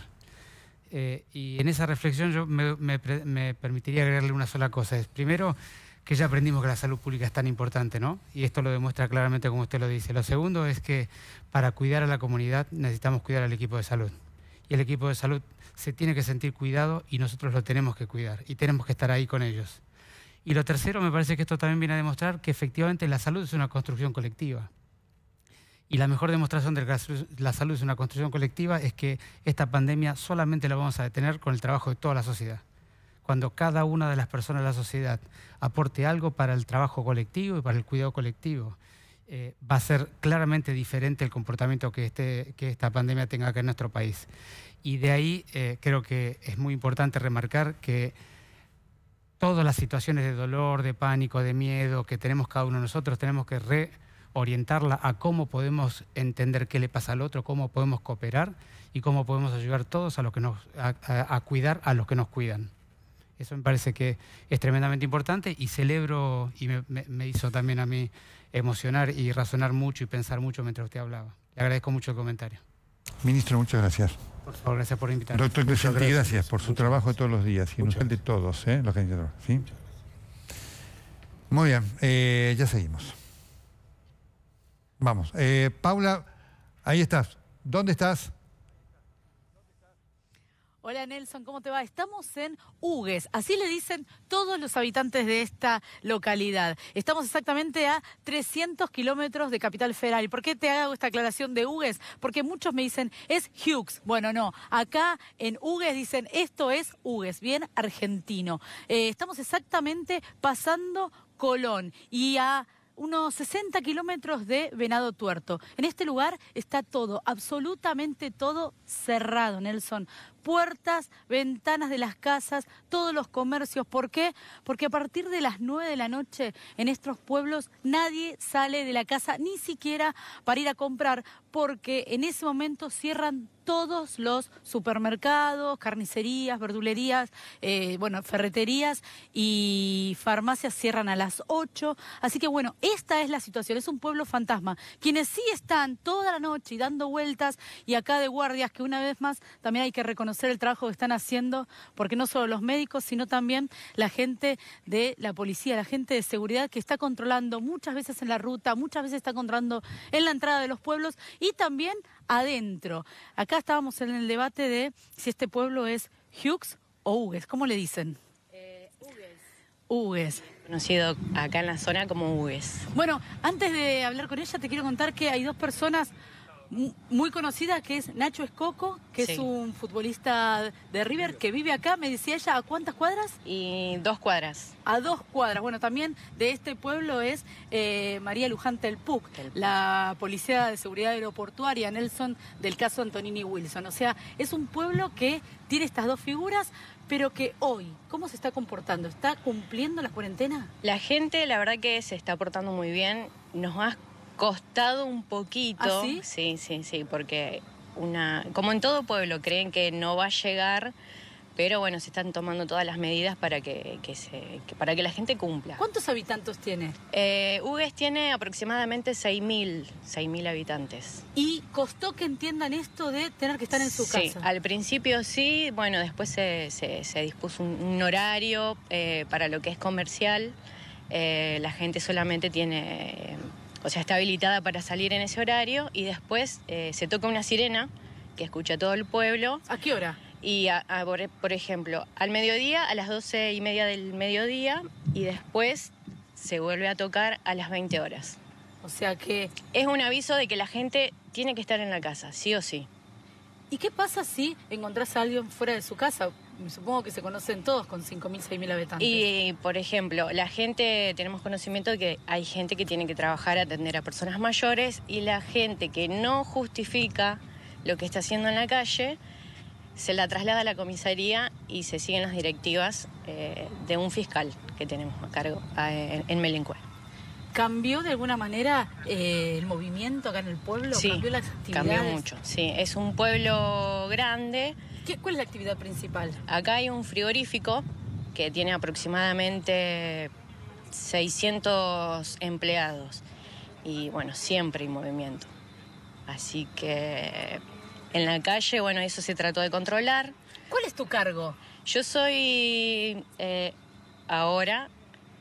me tocó la responsabilidad de ser subjefa de la comisaría. ¿Estás a cargo de la comisaría? Sí. ¿Cuántos son en la comisaría? Somos 12. 12. ¿Y hoy cuántos están trabajando? 4. 4 y están controlando el pueblo. Sí. ¿Y qué hace? ¿Uno patrulla? Porque... Y salimos todos nos vamos turnando, porque esto es un trabajo de 24 horas. Se te nota cansada, sí, ¿no? Sí, muy cansada. O sea, ¿estuvieron trabajando en esta cuarentena? Muchísimo se trabaja. Más que nada tomando todas las medidas para no tener casos, cuidando a la gente, haciendo además nuestra tarea que es la prevención, así que lo vamos llevando bien. Es cansador, pero bueno, es algo... ¿Acá hay bancos? Sí, hay un banco. Un banco. Sí. ¿Y tuvieron este problema de que se junte gente en los cajeros o en la ventanilla de los bancos? El primer día, bueno, hubo algunos inconvenientes, pero después se solucionó. Bueno, un trabajo que hizo también el banco, la gente del banco y con el personal policial. ¿El banco acá abrió recién las puertas ayer? Sí. ¿Y hoy y mañana? Hoy y mañana. Perfecto. Y porque a mí me habían comentado que acá en Hugues el banco había abierto sus puertas de alguna manera para brindarle un servicio a la comunidad desde el lunes. ¿Es así? No, estuvieron trabajando sin atención al público. Ah, a puertas cerradas. Sí. Pero para poder de alguna manera agilizar todos los trámites, ¿no? Claro, y además, bueno, el banco cuenta con 2 cajeros automáticos y hacían todas lo que es transferencias, todos cobros. Esto me lo estaba chusmeando un poco los vecinos que pasaban en los autos, ya se estaban por ir a guardar a sus casas y nos comentaban esto, que justamente como los dos cajeros o las 2 personas que trabajan en el banco también viven acá, lo que hicieron fue adelantar trabajo para agilizar a la hora de que los abuelos tengan que cobrar todo este sistema. Sí. Y así se hizo. Por eso en estos pueblos la cuarentena a veces se vive de otra manera y nosotros lo que queremos es escucharlos a ellos y mostrarles a todos ustedes cómo se está viviendo, ¿no?, en el interior del país. Recién vimos a un repartidor de helado. Sí. Y nos dice que está trabajando como nunca. Hay 2 heladerías que están trabajando, pero muy bien. Muy bien, ¿será que...? ¿Pero por qué? Porque ahora hace frío, ¿es como el único gustito que se dan? Y puede ser. Lo que es heladería y después delivery de comidas es lo que más está trabajando. Bueno, te digo que estamos acá hace más o menos media hora y se ven esas 2 motitos que van y vienen nada más por el pueblo. Después no hay nadie. No, es la gente que está trabajando, es la única que está autorizada a salir. Se te ve cansada, se te ve de alguna manera como que está llegando a un límite, ¿no? Sí, yo trabajo una semana y me toca descansar una semana, pero esa semana es a full. Es muchísimo el trabajo. Sí, es mucho. Esto realmente, Nelson, hay que remarcarlo porque se los ven muy agotados a todos los que están haciendo el control en los pueblos, pero no paran, no abandonan. No, ¿Paula? No. Cuidamos a la gente, ese es nuestro trabajo y a la vez pensando en la familia. Por supuesto. Sí, Nelson. Bueno, obviamente es impactante, muy buena la nota, muy bueno el logro con la imagen y demás. ¿Tienen miedo? Digamos, ¿tienen miedo? ¿Tienen miedo ustedes del contagio? Sí, desde el primer día. Creo que la mayoría de mis compañeros y creo que todos los policías tenemos miedo. ¿Cómo está integrada tu familia? Mamá, hermanos, abuelos, ¿Mamá tíos. grande? No tan grande. ¿Pero está dentro de los que podrían ser la población de riesgo? No. Mis abuelos sí. ¿Tus abuelos? ¿Cuánto tienen? Mi abuelo 80 y mi abuela 75, 70, 75. Sí. ¿Y cómo te cuidas frente a ellos? Yo tomé la decisión de no visitarlos. Claro. Por esto de que, por este trabajo. Qué fuerte. Miedo a no sé si me puedo llegar a contagiar, pero no los visito. Decidí eso. Y es muy fuerte. ¿Paula? ¿Te pone mal eso? Sí. Sí, Nelson. ¿Y los familiares de ella tienen miedo de lo que le pase a ella? ¿Tus familiares tienen miedo de lo que te puede pasar a vos? ¿Te dicen que te cuides? ¿Qué te dicen? Sí, todo el tiempo, pero tampoco trato no hablo mucho del tema. Yo cuando estoy en el trabajo no tengo mucho contacto con mi familia porque sé que ellos tienen miedo y además yo elegí una profesión que a ellos no les gusta. Claro. Es arriesgado. Sé que al trabajar en un pueblo muchos dicen no pasa nada hasta que en algún momento pasa. Y ha pasado. ¿Cuántos años tenés? 34. O sea que ya a tu familia no le gusta la profesión por el riesgo y ahora le sumás también esta exposición todo el tiempo de estar con gente que tal vez puedes tener síntomas o estar asintomática y contagiarte. Exactamente, exacto. Y, o sea, ¿cuánto hace que no ves a tus abuelos? Una semana, 2 semanas más o menos. ¿Y se extraña? Sí. Mucho, mucho. Paula. Mira, como ella, sí. Por supuesto, además le explicamos a los televidentes, le transmito las preguntas a Paula porque Paula no le va a colocar ningún equipamiento a la subjefa. ¿Ellos se sienten que tienen los elementos suficientes de protección para trabajar? Vamos a preguntárselo, mirá. Sí. Ella es otra de las chicas que trabajan. ¿Son 2 varones y 2 mujeres trabajando en la comisaría hoy? Sí, 4. 4. Le preguntábamos a tu compañera si tenía miedo y ahora Nelson me pregunta, ¿sienten que ustedes tienen los utensilios necesarios, los elementos necesarios para resguardarse? Sí, en el momento sí, en este momento sí. ¿Qué tienen? Sí, barbijos, alcohol, guantes, descartables. Ahora, mostrame, por ejemplo, hace un rato, ¿cómo haces para...? Porque me contaba tu compañero que para subir al patrullero por ahí tienen miedo de tocar la... Sí. Contame, vení. Sí, porque... no sé si... ¿Dónde está? ¿Se fue? Mirá, acá había uno de los chicos y se fue. ¿Tienen miedo de tocar? Tenemos el alcohol... Mostrame. A ver, ¿Sabes lo que pasa, Nelson? Dicen que, bueno, entre ellos se van cambiando. Son nos vamos 12 que cuidando con el alcohol. ¿Tenés alcohol en gel? Sí. ¿Cuántas farmacias hay? 3 farmacias. Acá en el pueblo 3 farmacias. ¿Y tienen alcohol en gel? No, está faltante. Hay días, depende, pero no. ¿Y alcohol? Y alcohol tampoco, está faltante también. Esto, Nelson, es una denuncia que se repite en todos los pueblos. Nosotros venimos recorriendo la ruta 8, ya hicimos 300 kilómetros, estamos, ¿no?, de Capital Federal. Sí, más o menos. 300 kilómetros y en todos los pueblos que fuimos parando no hay alcohol ni alcohol en gel. No se está consiguiendo. ¿Ustedes tienen ese y no tienen más? Sí, tenemos en la comisaría. Tenemos para nosotros, digamos. ¿Pero no le pueden dar a la comunidad? No, solamente para nosotros. ¿Barbijos tienen? Barbijos tenemos, ¿guantes? Sí, guantes. Muchas de las cosas lo dona la gente del pueblo. La verdad que la gente se porta muy bien con nosotros. La gente acá de la comunidad se porta muy bien con nosotros. Nosotros les agradecemos porque la verdad escucharlas es un placer y la verdad que es un orgullo porque están trabajando, las ojeras que tienen, están cansadas y sin embargo dicen que no van a aflojar, ¿no? No van a aflojar. No. Y la verdad, Nelson, también reconocer qué esfuerzo que hacemos todos los que tenemos que trabajar y no ver a nuestra gente. Como dijo ella, contar esto de no poder ver a sus abuelos, porque bueno, de alguna manera... ¿Y qué haces? ¿Videollamada? ¿Qué haces? Los llamo, pido, por ejemplo, van mis tías a cuidarlos. No, en Carreras. En la localidad de Carreras, acá. ¿Y tu familia está acá en Hugues? No, en Carreras. Toda mi familia está en Carreras. Así que teléfono. O a veces le pido a mis tías que son las que se encargan de cuidarlos, de que me manden fotos y así, verlos de esa manera. ¿Te da miedo que les pueda pasar algo? Sí, mucho. No. Por eso es que tenemos todos, ¿no? Exacto. Por eso hay que tomar conciencia y cuando se dice quédate en casa, quédate en casa. Muy bueno. Bueno, Nelson, tenemos que cerrar con esto, ¿no? Perfecto. Quédate en casa. Impecable. Y nosotros, por favor, dice. Y nosotros te lo contamos. Vos quédate en casa, que nosotros seguimos recorriendo los pueblos. Como periodistas queremos ponerle el micrófono y escuchar lo que tienen para contarlos y mostrarles todos estos pueblos. Miren cómo está. Mucha gente haciendo caso justamente a lo que están pidiendo estas 2 oficiales. Todos en la casa. Quédate en casa. Eso es lo que nos dicen, por favor. Gran trabajo, Paula. ¿Quiénes te están acompañando ahí? Uy, es un equipo bárbaro. La verdad que está Fierita, Hernán, el Gallego, Pose y también Caballo. La verdad que un 10. Todos hacen un esfuerzo tremendo para que en cada pueblo podamos levantar y escuchar estos casos. A todos muchas gracias, y a vos, por supuesto. Impecable, gran testimonio, Paula. Muchísimas gracias. En cómo se está viviendo gracias, Nelson, en todo el país, esta experiencia fenomenal. Pero por supuesto, estamos también en el mundo.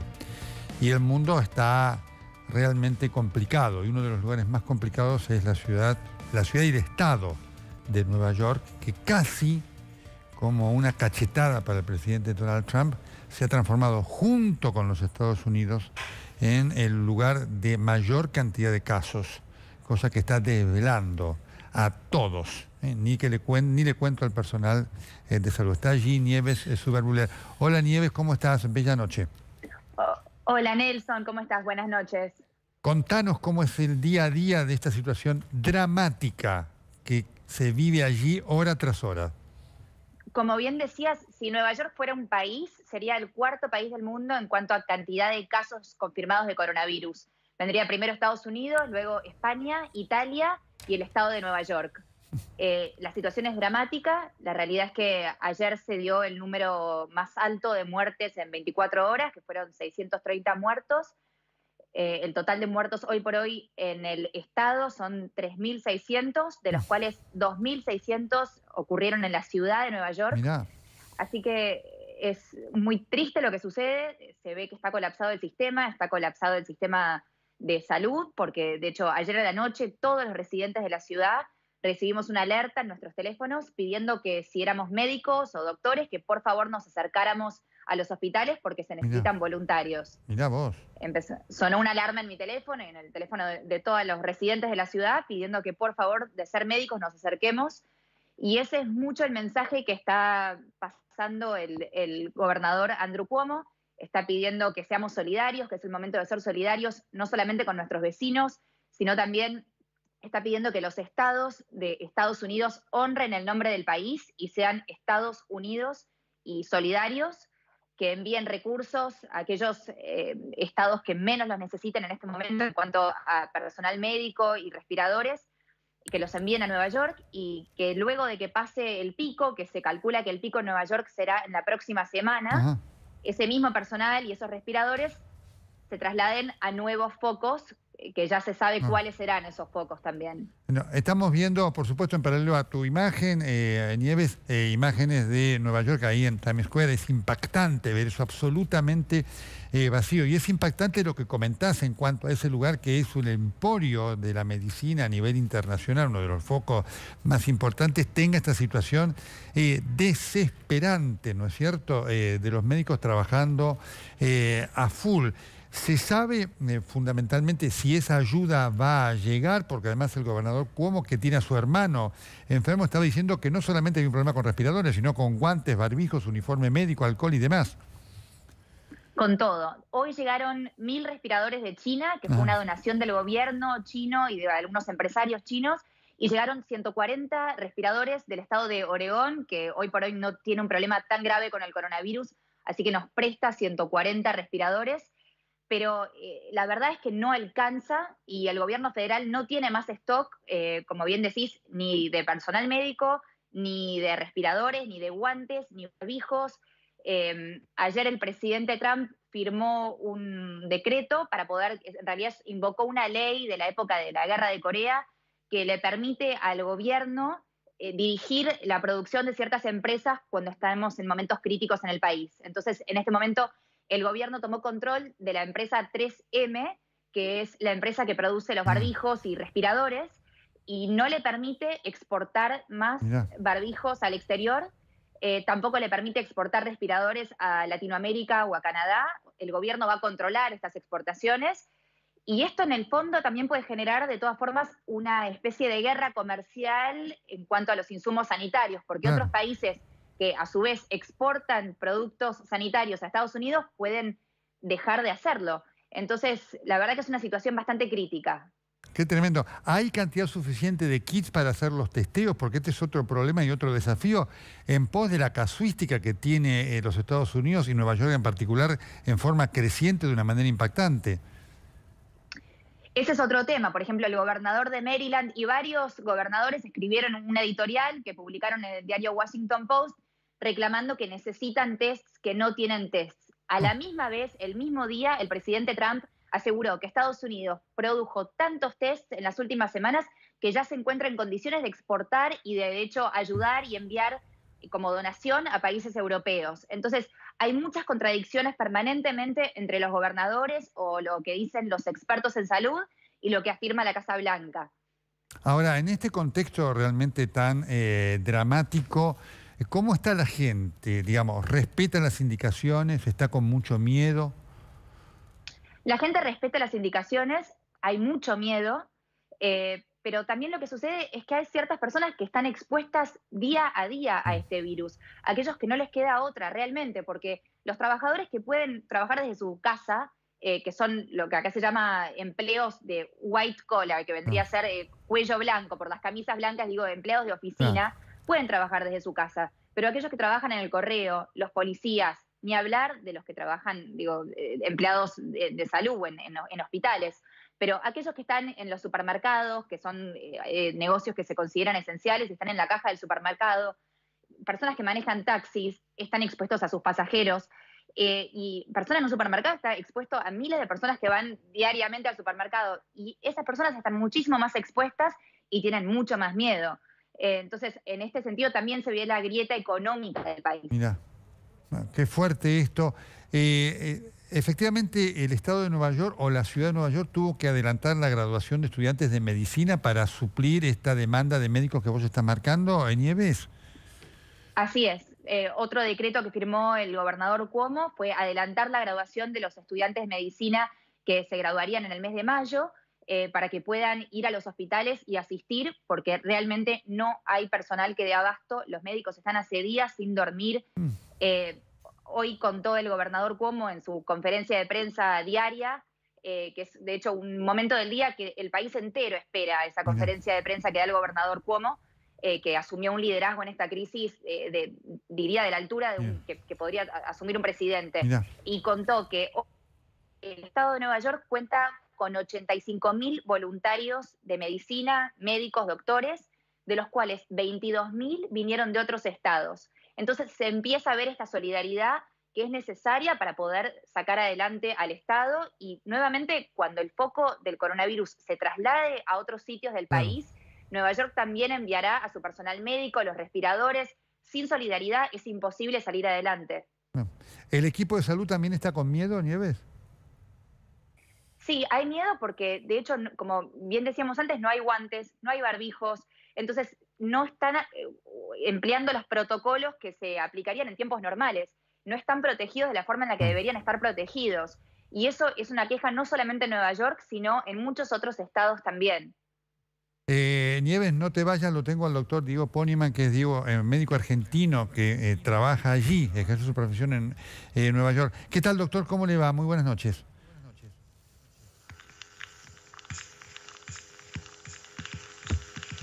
Vamos a ver, ¿nos está escuchando, doctor Ponyman, allí en Nueva York?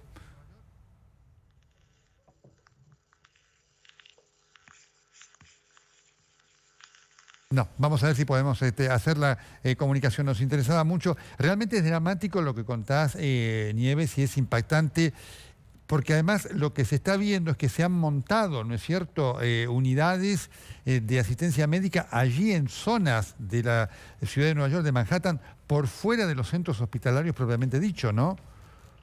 Exactamente. Por ejemplo, en donde se juega el abierto de tenis, el US Open tan conocido, o el barco hospital que llegó de Virginia el lunes. En el Central Park también se montó un hospital. Pero mismo este proceso es muy desorganizado porque no hay suficiente personal.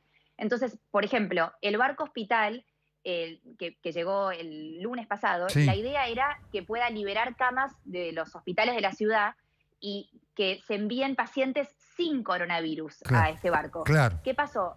El viernes solamente 20 pacientes habían entrado a un barco que tiene 1.000 camas, porque todo el proceso de aceptar, de evaluar qué paciente hay que trasladar, no hay personal que pueda lidiar con eso. Entonces se trasladaron al barco 7 pacientes que sí habían dado positivo para coronavirus. Entonces esto complicó la situación porque hoy por hoy entonces ese barco no puede usarse para pacientes sin coronavirus. Entonces, esto se ve que, digo, no hay personal mismo en los cementerios, entonces también está todo el proceso que atraviesa una persona después de morir, que es primero estar en la morgue del hospital, luego en una casa funeraria que lo traslada a un cementerio o crematorio. Los cementerios y crematorios no dan abasto con la cantidad de cuerpos que están recibiendo, y los hospitales tuvieron que improvisar morgues móviles, que son flotas de camiones frigoríficos afuera de los hospitales. Esto se da en hospitales privados, que son los hospitales más caros del mundo también. Impactante, Nieves Superbuller, no digo el cuadro, la radiografía que nos diste de lo que está pasando en Nueva York, que insisto, es impresionante y nunca visto. Nieves, muchísimas gracias. Muchas gracias a vos, Nelson. Buenas noches. A vos, muy bien. Estas cosas son increíbles. Alguien que las hubiera escrito con anterioridad habría sido calificado de fantasioso. Quiero decirles que para el final del programa vamos a estar con un grande, Alejandro Lerner. Los artistas están teniendo una actitud de solidaridad, como siempre tienen los artistas, ¿no? Frente a estas cosas que suceden, tratando de brindar su arte para expresar el agradecimiento que ellos y la sociedad también tienen, ¿no? hacia quienes literalmente exponen su vida.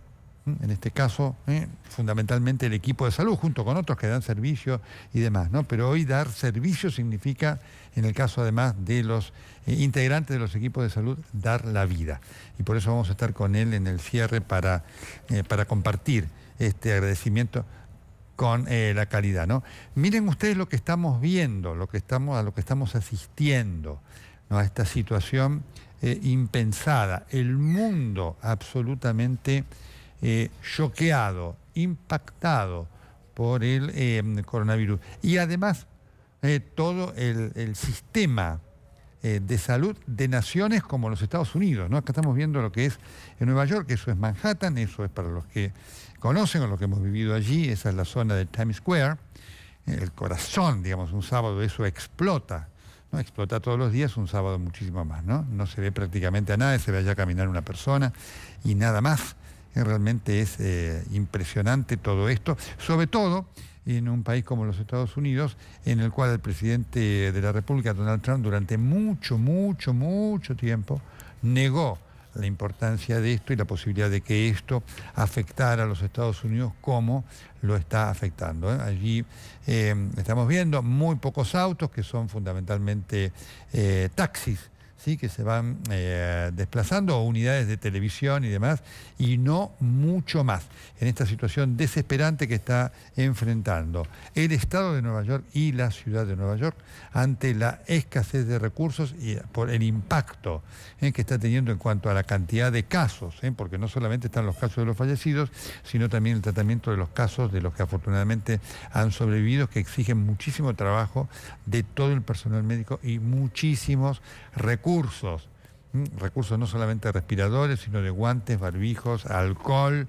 indumentaria, es algo tremendo, jeringas, es algo tremendo, ¿no? El sistema de salud está puesto a prueba y esto es lo que está pasando allí en la ciudad de Nueva York, con una situación de creciente tensión entre lo que son las autoridades y el presidente de la República. Vamos a la pausa y ya seguimos en esta emisión extraordinaria de El Corresponsal.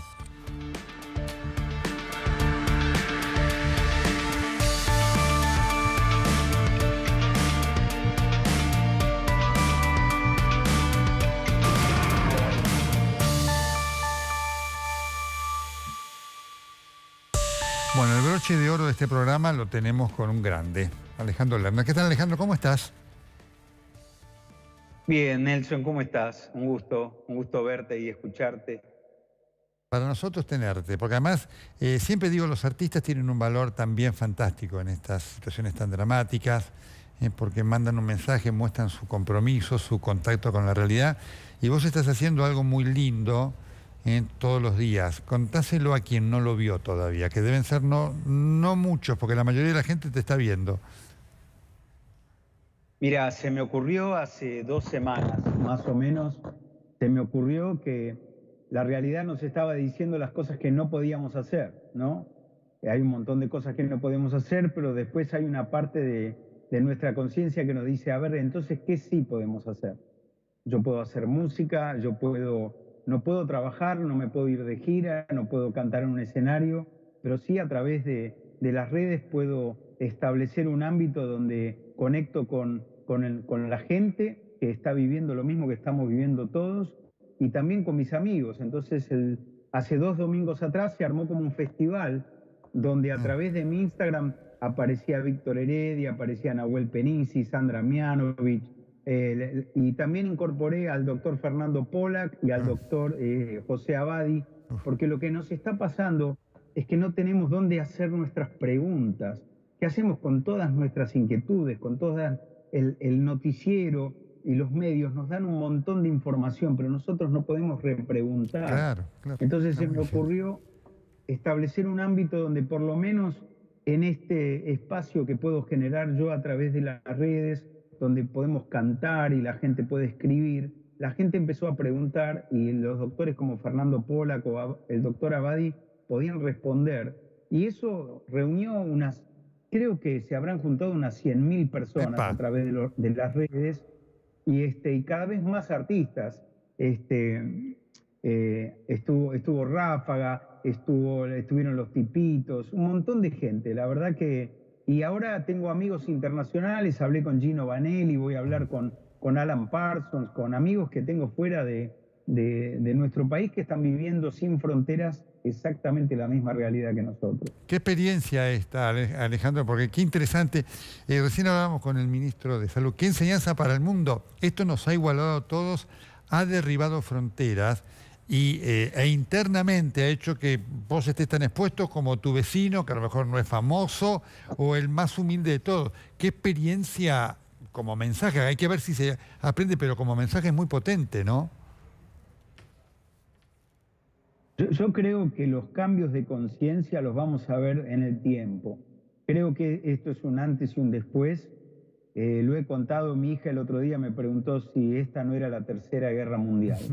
Y me pareció tan profundo que después de tantas guerras donde nos matábamos unos con otros y las potencias invertían toda su atención y su dinero en a ver qué arma puede ser más letal, viene un bichito, un virus y nos está presentando una batalla. Yo sé que la vamos a ganar con un costo altísimo, pero lo que estoy viendo, sobre todo en mi país, el cambio de idiosincrasia, donde hay una gran mayoría de gente que quiere hacer las cosas bien, donde volvimos a establecer una pirámide en forma ordenada, donde aplaudimos a los médicos, aplaudimos a los enfermeros, aplaudimos a la fuerza de seguridad, el ejército dándole de comer a la gente.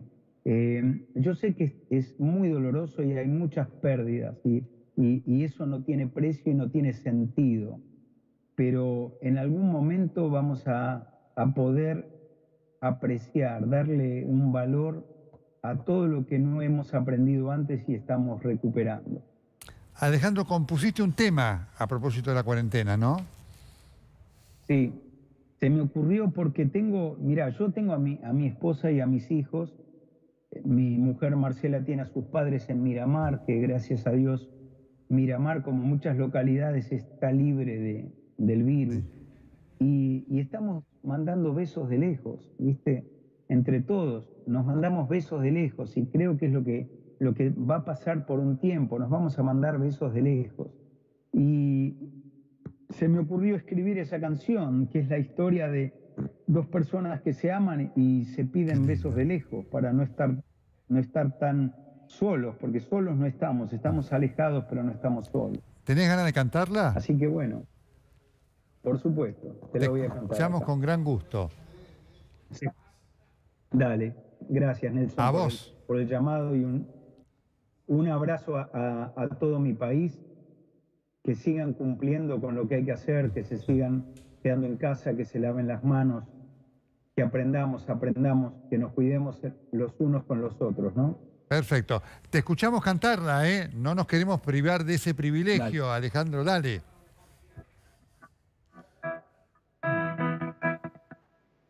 Ya no sé qué día es hoy,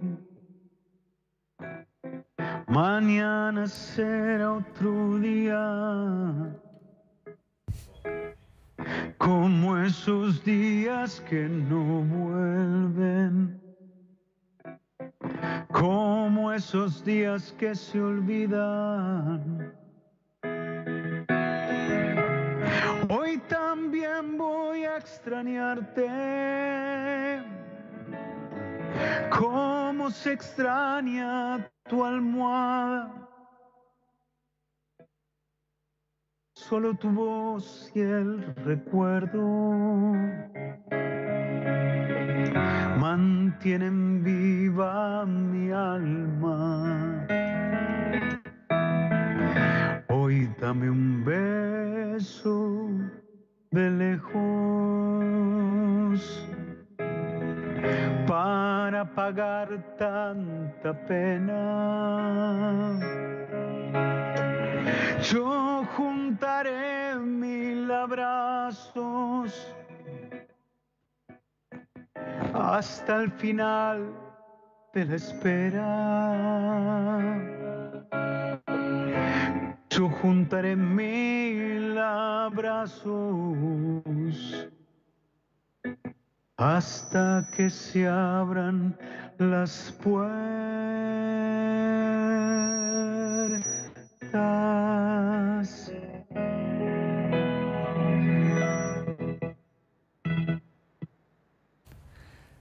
Alejandro Lerner. Alejandro, qué lujo. El mejor cierre para nuestra noche hoy aquí en El Corresponsal. Muchísimas gracias. Gracias, Nelson, por el contacto. Estamos todos juntos. Lo que estoy haciendo se llama Entre Todos y creo que es una síntesis de cómo vamos a ganar esta batalla, entre todos. Un abrazo grande, Alejandro. Chao. Vamos a Argentina, todos unidos. Este es el mensaje final, digamos, y esto es lo que está expresando esta realidad. La única manera de vencer lo que el coronavirus genera como desafío en el mundo es enfrentarlo entre todos. Si yo quiero salvarme sin importar lo que le pasa al vecino, no me voy a salvar, porque el virus va a estar ahí. Yo necesito, cada uno de nosotros necesitamos, para protegernos, que el otro también esté protegido. Que el otro tenga todos los elementos de protección. Que cumpla con todas las normas. Es esta actitud de responsabilidad, de derechos y deberes. Tenemos que cumplir, pero también tenemos que asegurar que el otro pueda cumplir. Por lo tanto, si yo me compro todo el alcohol en gel y el otro no lo tiene, estoy tan desprotegido como si no lo tuviera. Esta es la importancia de este momento. Y esta es la moraleja del momento. Que por supuesto se aplica para el momento. Y porque estamos cumpliendo todos, siempre hay alguno que no, pero lo vamos cumpliendo, podemos enfrentarlo. La moraleja que deja es lo que importa y lo que hace que una sociedad en su conjunto enfrente un problema. Ese es el metamensaje que deja como enseñanza esta pandemia dramática que vivimos. La enseñanza está, dependerá de nosotros si la aprendemos.